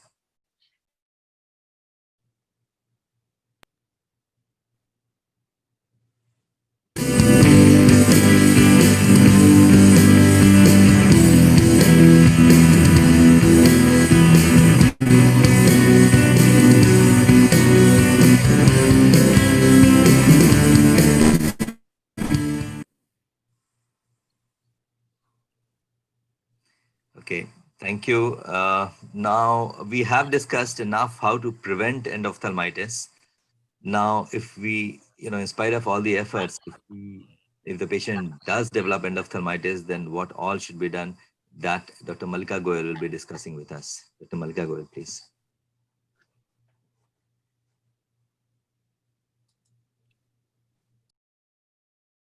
Good morning. I'd really like to thank AIOS and CIPLA for this opportunity. It's been a wonderful session. I'll speak about my personal experience with management of endophthalmitis and what we learn from this. So endophthalmitis can be exogenous or it can be endogenous. Now, in a post-operative situation, it's very important that we rule out a non-infective inflammation by very careful examination. As in this patient, it was a cysticercus which was hiding behind the iris in the ciliary body area, and which was causing repeated inflammation, and multiple surgeries had been done before this was identified. Now, what are the clues to non-infective inflammation? If the inflammation is seen on day one itself, or if there was a traumatic surgery, which is evidenced by corneal edema, hyphema, retained cortical material, nuclear fragments, and there are no vitreous exudates. Vitreous is relatively clear. On the other hand, clues to infection would be a late onset, and pain could be a feature. The surgery could have been completely uneventful and very good. And importantly, there are vitreous exudates. B-scan involvement, well, is not important in early cases, but in later phases. Other clues to infection are any kind of wound leak, which can be checked with a Seedles test, or if there has been a PC break, which acts as a barrier to infection. That's a very important clue to the possibility of infection. Similarly, if careful examination shows any septic foci around the eye, then that's something which points to infection. To make a diagnosis and also a plan of action, it's very important to do a very careful posterior segment exam with indirect ophthalmoscopy to look for exudates, any dropped nuclear fragments or IOL in the vitreous, uh, associated retinal detachment and choroidal detachment. And in the presence of hazy media, B-scan will give the density of exudates as well as any associated complications such as nucleus drop, massive choroidal detachments, or even giant retinal tears. And very often, endophthalmitis can be associated with other complications of surgery because a surgery which is complicated can have multiple complications. Now, very often we are in doubt, and at that time, there would be no harm in starting the patient on intensive topical steroid drops, which could be 1 hourly, with a topical antibiotic only less frequently and a cycloplegic. And I don't mind putting a patient on a oral fluoroquinolone so that some benefit is given during the waiting period. And we see the patient back in 3 to 6 hours in the OPD. And if we find any improvement, then we can add oral steroid, which is optional, and again see the patient next morning. On the other hand, at 6 hours, if there is no change at all with intensive topical steroids or there is worsening, it has to be treated as infection because time is important. So once we decide that we will treat as infection, there is a local treatment as well as systemic treatment. So the local ocular treatment could be just tap with injection antibiotics, or it could be a vitrectomy. And systemically, we should start in every patient for bacterial infection, either a fluoroquinolone, which has good bioavailability, or if they cannot tolerate, then linezolid, uh, which has also got a very good bioavailability. For suspected fungal cases, tablet voriconazole, very good bioavailability.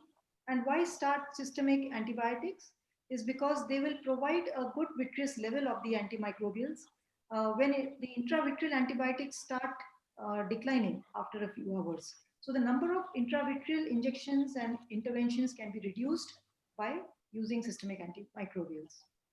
Now, when to choose to do a tab and injection versus vitrectomy? In cases that are mild to moderate, where there is a reasonable fundus glow, or when surgical setup for vitrectomy is not available, and you are not suspecting fungus, because in fungus, it's really better to go in with vitrectomy. Now, how to do the tab with injection? It should be done in an operation room and preferably with local anesthesia, because there will be multiple pricks, and an inflamed eye is already pain sensitive. So it's better to do under local anesthesia, unlike anti-VEGF injections. The needles used are the fine needles. And if there is a dry tab, you can use a thicker bore needle, like a 23 gauge needle. First, we do have to draw some sample, either aqueous or vitreous. Otherwise, the pressure with injections will go up. So we have to create a hypotony. This is an endogenous end-off, hence it's a phakic eye. And then we inject after drawing 3 to 4 millimeters from limbus. And these antibiotics are all in different syringes. They should not be mixed together. And you see the eye is still hypotenuse, because we first made sure we withdrew a sample before injecting. Otherwise, the pressure can go very high. Now, what are the indications for vitrectomy? If there are very dense exudates, it's a fulminant end-off, there's a raised intraocular pressure, which is because of the volume of exudates, or you know it's a fungal infection, and that has recurred after injections, or you know it's a late onset chronic low-grade infection. Now, these infections also require vitrectomy, because they have a long half-life of the organisms, where the intravitreal injections will not work and you have to remove the organisms.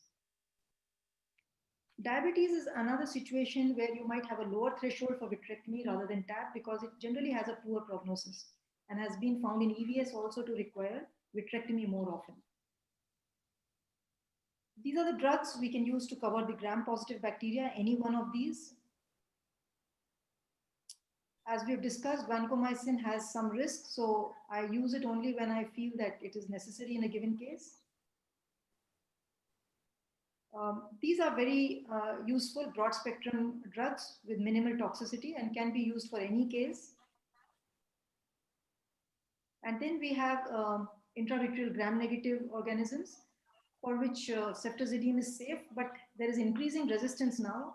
So you can use the aminoglycosides, but they have a risk of macular infarction. So the dose has to be made very carefully. And for the newer, gram-negative resistant bacteria, these are the newer antibiotics, imipenem and colistin, very readily available. For anaerobic bacteria, which we do encounter from time to time, this is a very useful drug, clindamycin, 1 milligram. And for antifungal effects, we have voriconazole and amphotericin B. And I often use both of these in separate syringes, because I find that the result is much better. They do work synergistically. Post-TAP or vitrectomy, the sample is sent for smears and culture. And particularly for fungal organisms, smears are much more effective than cultures. And then you may get a sensitivity report, which can guide you for further treatment in cases which are not responding to initial management. Importantly, we have now sensitivity for fungal isolates, which really helps in many cases. Like in this case, we were able to shift from amphotericin to voriconazole because of the report. And if sometimes when the routine microbiology is negative and the case is not responding, it's important to use nucleic acid. PCR is available, it's fine, but PCR is a little more cumbersome because you need a separate test for every organism. So now we have commercially available panels which test for all organisms suspected and can give you a result with a small volume of sample within 24 hours. And these are the various commercially available platforms. You just have to make a call and they collect the sample in a sterile container and give you the results. For most cases, core vitrectomy is enough. We just remove the anterior and mid-vitreous. We do not induce a PVD. This helps to remove organisms and toxins and shortens the course of the disease. And at the end of this, we do inject antimicrobials at the end of vitrectomy with good results.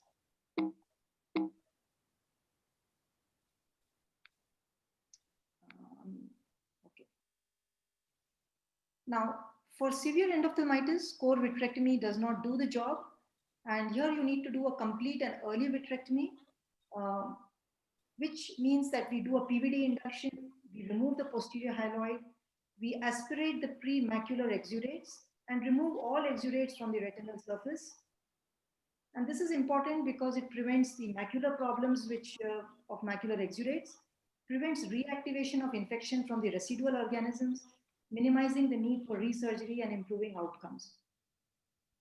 What happens in a severe endoph is that the exudates collect on the macula in the supine position, leading to what is called endophthalmitis maculopathy, which really compromises the functional outcome even if the infection has been cleared. So here we see we're trying to remove the macular exudates, but we cannot access them because there is a posterior hyaloid. PVD has not been induced. So then we enter with a vitrector and with active aspiration, we strip off the posterior hyaloid, as you see here, and it is eaten away with the vitrector. And then we are able to go in with a root cannula and aspirate the premacular exudates. If we cannot reach the premacular space over the disc, we cannot induce a PVD, then do a peripheral vitrectomy, and you can enter the subhyaloid space from the periphery, work backwards and reach the premacular space. Similarly, residual organisms, they cause recurrent inflammation because especially in fungal cases, these residual organisms do not respond to the subsequent use of fungistatic agents because most of the drugs we use are not fungicidal. So we are supposed to remove these exudates manually, each of these, by going close to the retina, shaving him, and which is now possible safely because of the smaller gauge instruments. And if we feel that we may have touched the retina or there are necrotic areas, we can easily laser these areas after removing the vitreous adequately without any consequence. Especially for fungal endophthalmitis, the battle can be prolonged, and even after vitrectomy, we have to give systemic drugs for 6 weeks up to 1 year, depending on the case. And multiple vitrectomies and intravitreal injections may be required, sometimes even up to a year. So we have to be ready for this, close monitoring and re-injections. And in post-op cases, IOL removal is very important in the first sitting itself. This is a series we had of a contaminated Avastin batch and Aspergillus, and it shows that it took us 6 months of repeated intravitreal injections to achieve a clear vitreous and resolution of infection. We also found in this series that many patients develop hypersensitivity to intravitreal amphotericin B, and they start showing as hypopyon and increased inflammation after the injection. So we then switched to voriconazole in those cases with resolution. In severe cases of endophthalmitis, just for resolution of infection itself, silicone oil has been found to have a good role and can reduce the incidence of retinal detachment and resurgeries. Post-trabeculectomy endophthalmitis is usually more severe than post-cataract, but the treatment remains the same. The only difference is that you need very intensive topical antibiotics to be instilled on the bleb. That's the only difference during the surgery and post-surgery. And you see that you can get a good result post-operatively. A very important category I have seen in my experiences, endoph can present with a very quiet white eye. Patient is not even symptomatic except gradual visual deterioration. So they present late, and the treating physician is also misguided into thinking that it is a inflammation and not infection because of the lack of symptoms. And usually these are patients who are on immunosuppressives or where it is followed intravitreal steroid injection. And sometimes even post anti-VEGF injections, because the injection is given in the vitreous, they present as vitreitis and not iritis. So there is no pain. And in fact, many times steroids have been given for treating these patients, which leads to a worse outcome finally. So very high index of suspicion has to be maintained with inflammation even in a white, quiet eye. Now this was a post-vitrectomy where intravitreal steroid was injected during the vitrectomy. And so the patient was asymptomatic, and in fact, we added steroids for his inflammation till we realized that it was actually a very severe endophthalmitis. And similarly, in a post-Morin's ulcer, keratoprosthesis has been placed, and he was on a lot of immunosuppression with Azoran, etc. So this diagnosis was delayed, and the vitreous was full of exudates. It looked like the referring physician had been treating him as vitreitis with steroids for a long time. One thing that we learned from a case of post-DSEC endophthalmitis, and we realized that it is mentioned in literature, is that they can present as endophthalmitis and not as a corneal infection, even when the donor button is the cause. And we treated this patient with vitrectomy and then with intravitreal antibiotics, and not with corneal button replacement. As you see, we were just treating the vitreous. And subsequently, when the cornea became involved, we realized that it was the donor button which was the cause, and it was removed, but it was too late, 6 days too late. And ultimately this was an Enterococcus faecalis infection, which was sensitive only to linezolid and teicoplanin, ultimately required a therapeutic keratoplasty for resolution.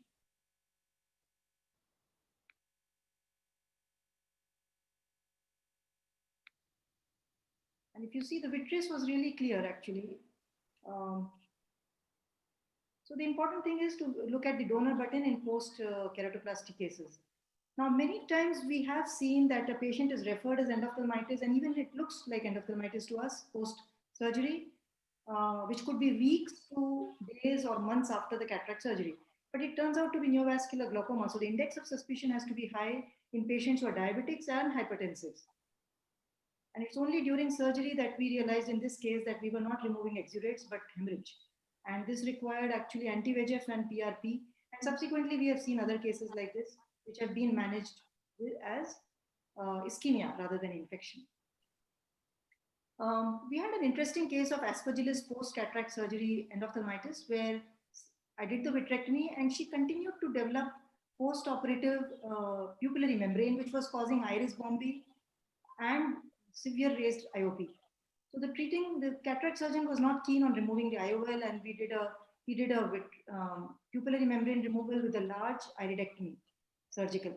But despite this, the patient continued to present with iris bombi, and finally IOL had to be removed, which led to resolution of the pupillary membrane, and silicone oil was required. So this has not been reported, and we feel it could be a feature of filamentous fungus. And it's best to remove the IOL when you have a pupillary membrane that has recurred after the first intervention, instead of wasting time. Now, we had a very severe post-op endophthalmitis, very small pupil which would not dilate because of the exudative membrane. So we just gave a tap with intravitreal injection, and this membrane is not a retina detachment, it's just the vitreous exudates, and the patient started resolving. And now the view was faint, and we could see the IOL on the retinal surface as you see here.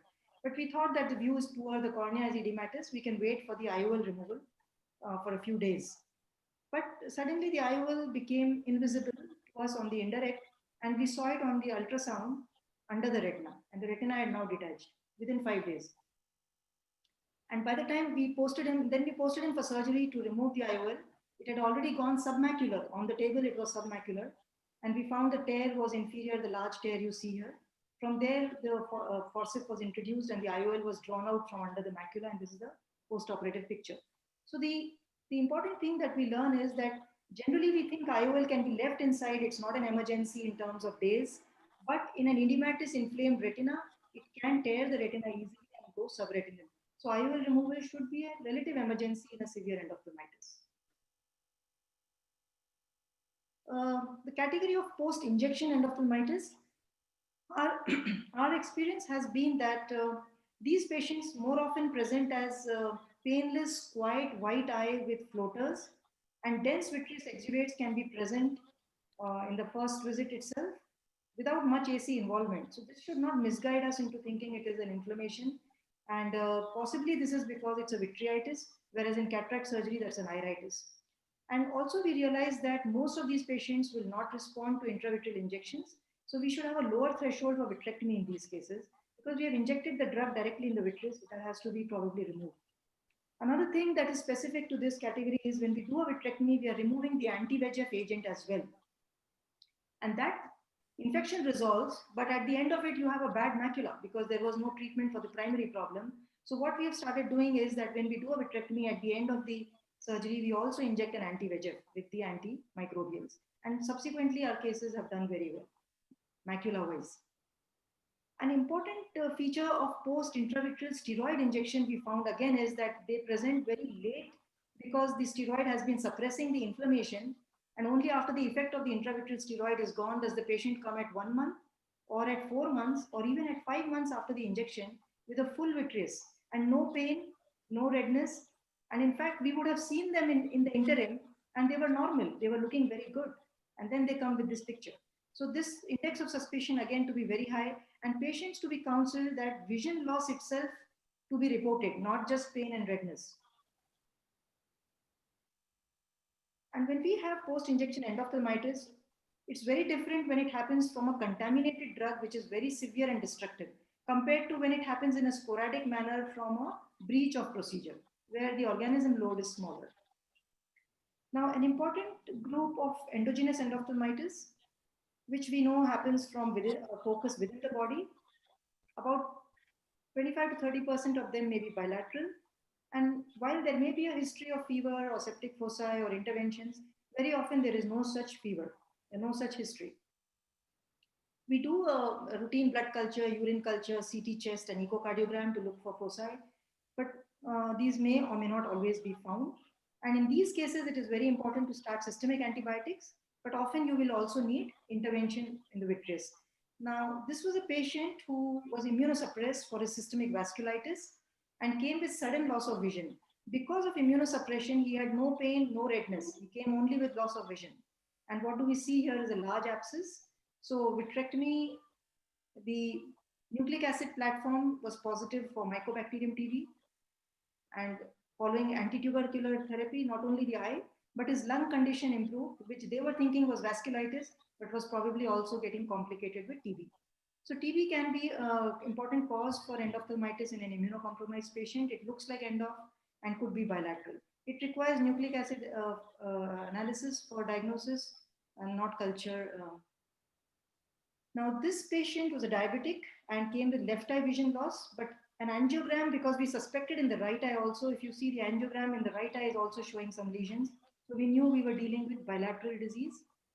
And the source was the dental root infection for which he had been treated a few days prior. And we could get his diagnosis only on nucleic acid analysis. Intravitreal injections did not do the job, and ultimately bilateral vitrectomy helped.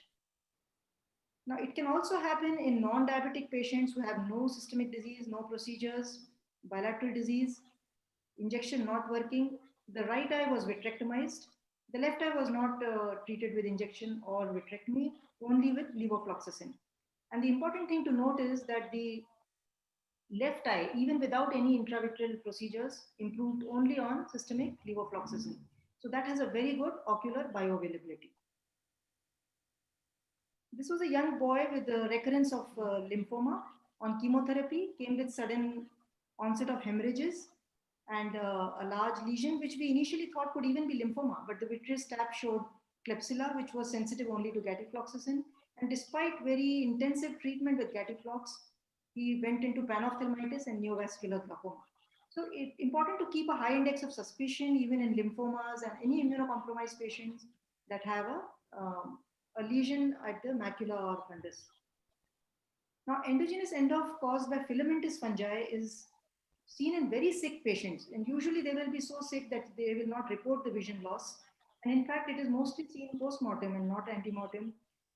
So this was a patient very seriously immunocompromised and came with vision loss. And you see the aspergillus was already seen on the pneumonia samples. So because it was aspergillus, we did a very complete vitrectomy, scraping the macular surface also to remove all you see the last bit of.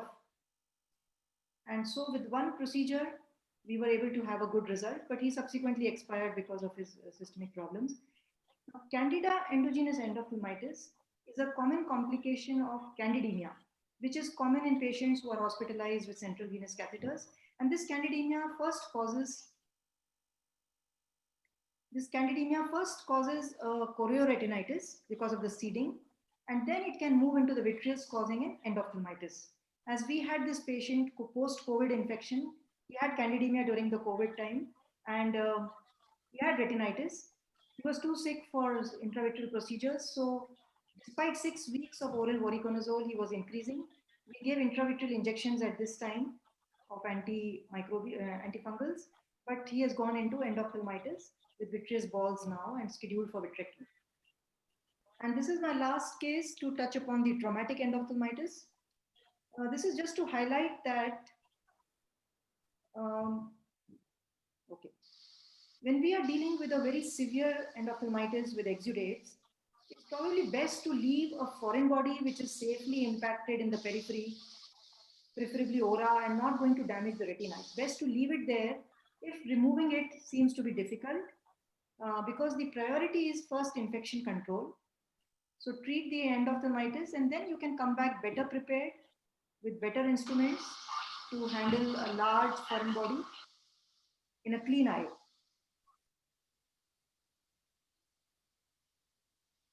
And this was a large stone which we subsequently removed. So thank you very much. Thank you, Dr. Malika. It was a very nice overview and nice cases that you showed. A few questions that are there for you. One, you had mentioned that you can do a tap for the, in any case of endophthalmitis. There's a question that if it's a young individual, whether tapping by needle is safe or not, whether it will cause traction or is it safe or not? Yeah, so we may get a dry tap many times, in which case we should not persist with our maneuvers, but a single attempt with up to a 23 gauge needle and a gentle attempt, as I said, I have not had a single case of retinal detachment following a tap. But if you're getting a dry tap, which is very common, especially in young people because vitreous is formed, you can do a paracentesis, which can give you a sample as well as create the volume you need for the injections. There's one more question for you, that if you are doing a complete vitrectomy, do you inject silicone oil in the vitreous? Okay. I don't do it because I just feel that it could create a lot of problems. It could create a lot of membranes around the oil if the infection is still active. And so I don't do it. It will also be more difficult to give post-operative intravitreal injections into the oil bubble.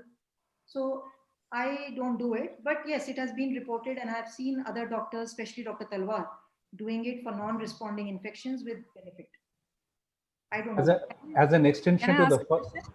as an extension to the first question asked by Rajesh, Dr. Malika, so many a time we have post-op cataract patients with secondary glaucoma, and in the OP itself we bled the aqueous, we do an aqueous tap. So what is your recommendation on this? Is it a healthy procedure? Should the patient be taken to the operation theater and it not be a OP procedure? Second question is, in case this same patient had also had a PC, then vitrectomy was done, secondary glaucoma, because of retained OVD. So is it a safe thing in terms of post-op endophthalmitis occurrence? Yeah, paracentesis has to be treated like cataract surgery. I don't think there is any difference in terms of risk of infection. So yes, it has to be done in a sterile situation. Can it be done in the OP? That was under the slit lamp. That's what I'm trying to say. It cannot be done in the OP. It has to be done either in an injection room, if you have a retina injection room, which is sterile, or in an operation theater. What do you do, David, in your setup? Yeah, so no, I think usually the retina specialist actually will do it either in an OP, in the ASC. Some will do it in the office. Can I ask a question? Yeah, Dr. Chitra. Malika, when would you decide that you're going to give a repeat intravitreal antibiotics injection? Yeah, ma'am, when you see that the patient is not drastically improving at 48 hours, then you start thinking of, in fact, I would say that there is no role for repeat intravitreal injection. If it is not responding at 48 hours, you go for vitrectomy. Yes. There's no role for repeating any kind of antibiotics. Then you just go. And you were talking about antibiotics, systemic antibiotics for your patients with endophthalmitis. So if you've had one case of endophthalmitis, would you wonder that you should start giving systemic antibiotics to patients who are in that same day list, something like that, till you have got to the crux of how the endophthalmitis happened? Not really, because when we see a sporadic endo, we don't really expect that it will turn into a cluster endo. Most of the time, we just treat that patient. Unless we start seeing 2-3 cases coming in, then of course we can call all the patients and start them on the relevant antibiotics, which we have done when we have had a cluster. But otherwise, when we see one case, we don't press the panic button. And what is that endpoint for your core vitrectomy? When do you decide that you've done enough? Yeah, so if we feel that we have not left enough exudates on the retinal surface, the vitreous there is not looking too bad, too opaque, and you know that you are safe as well. I mean, you're not going too close to the retina. But I think it's the appearance of the vitreous itself. If the vitreous there is really full of exudates, then I guess you just have to go closer to the retina. But if it's looking reasonably clean, then you can leave it. So that's the end point. I would say you go very close to the disc and the retina, but not enough to be touching it. Thank you. Dr. Malika, I just want to ask one thing. The case wherein it was a DSEC, endophthalmitis following DSEC procedure. So do you have the report of the donor tissue?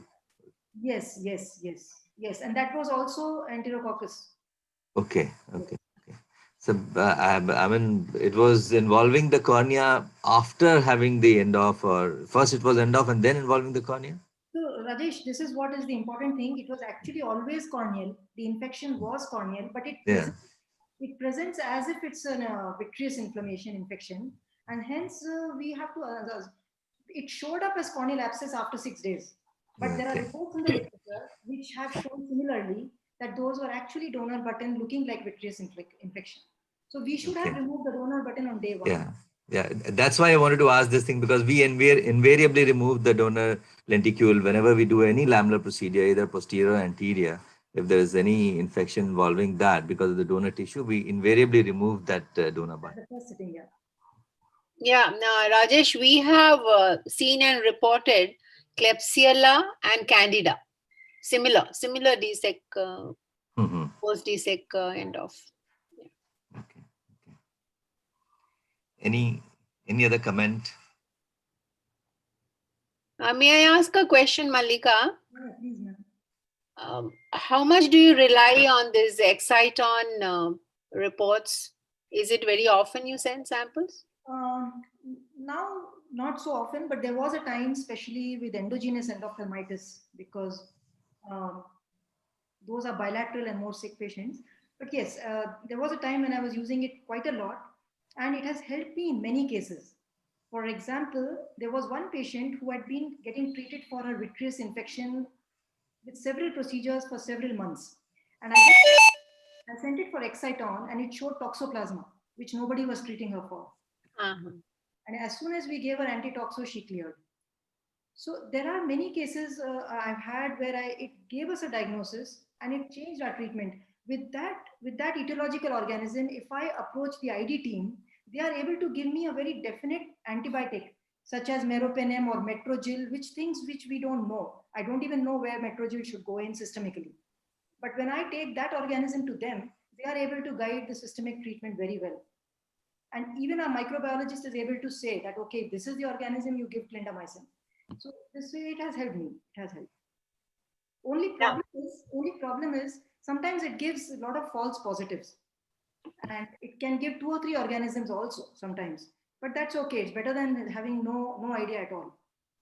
Yeah, that's the point I was coming to. It does give more than one organisms. Sometimes, yeah. Yeah. So, but that's the fallacy of all very, very sensitive tests. You know, it's a PCR. They do first multiplex PCR and then hybridization, which gives more number of organisms. If you do nowadays, people are going for next generation sequencing. Another very, very sensitive method, and they come out with so many organisms from the same sample. So the clinical validation of these tests are a bit of a problem. I may be wrong. I would in fact like to know from you, because I find PCR is not so practical, because for each organism they need a sample and the cost also goes up, and we need to specify the organisms that we are thinking about. Whereas here with a single sample and the cost is very low, it's equivalent to one PCR organism. and you get tested for virus, parasite, bacteria, fungus, everything. So I may be wrong, but this is my feeling. No, this test is definitely good, the Exciton. And even if it is more than one organism, probably clinically you can narrow down to which organism fits the best in the clinical picture. Yes. So definitely it is more sensitive and a better test. But in our institute, we are doing PCR, especially for vitreous, pan fungal and pan bacterial, so that you don't target one organism. You do for any fungus. So invariably, when we grow in culture fungus, the pan fungal would be positive. And similarly, pan bacterial. So that reduces our turnaround time is 3 days for PCR, conventional PCR. That's good. I guess it's getting too late for David. So before we wind up, just one last question for all the panelists. There's a question that can we take up a case for cataract surgery on the day a patient has come to your OP? Shall we start with Dr. Chitra? Yeah. Why not? If the patient has been systemically evaluated, that should be done definitely. And if the eye looks all right, there's no maybe an infection or anything, why not? Dr. Haripriya? Yes, we don't do it routinely, but we do have times when we do take the patient up on the same day. Okay. There's no other infection. Dr. Roop?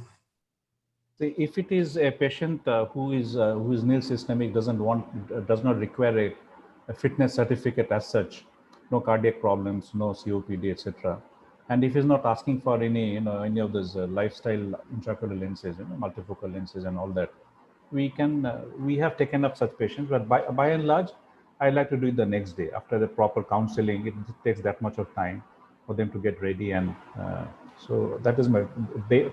First or second day of the counseling is what I would prefer to do. But I have done on the same day with proper antibiotic prophylaxis intracamerally, preoperatively.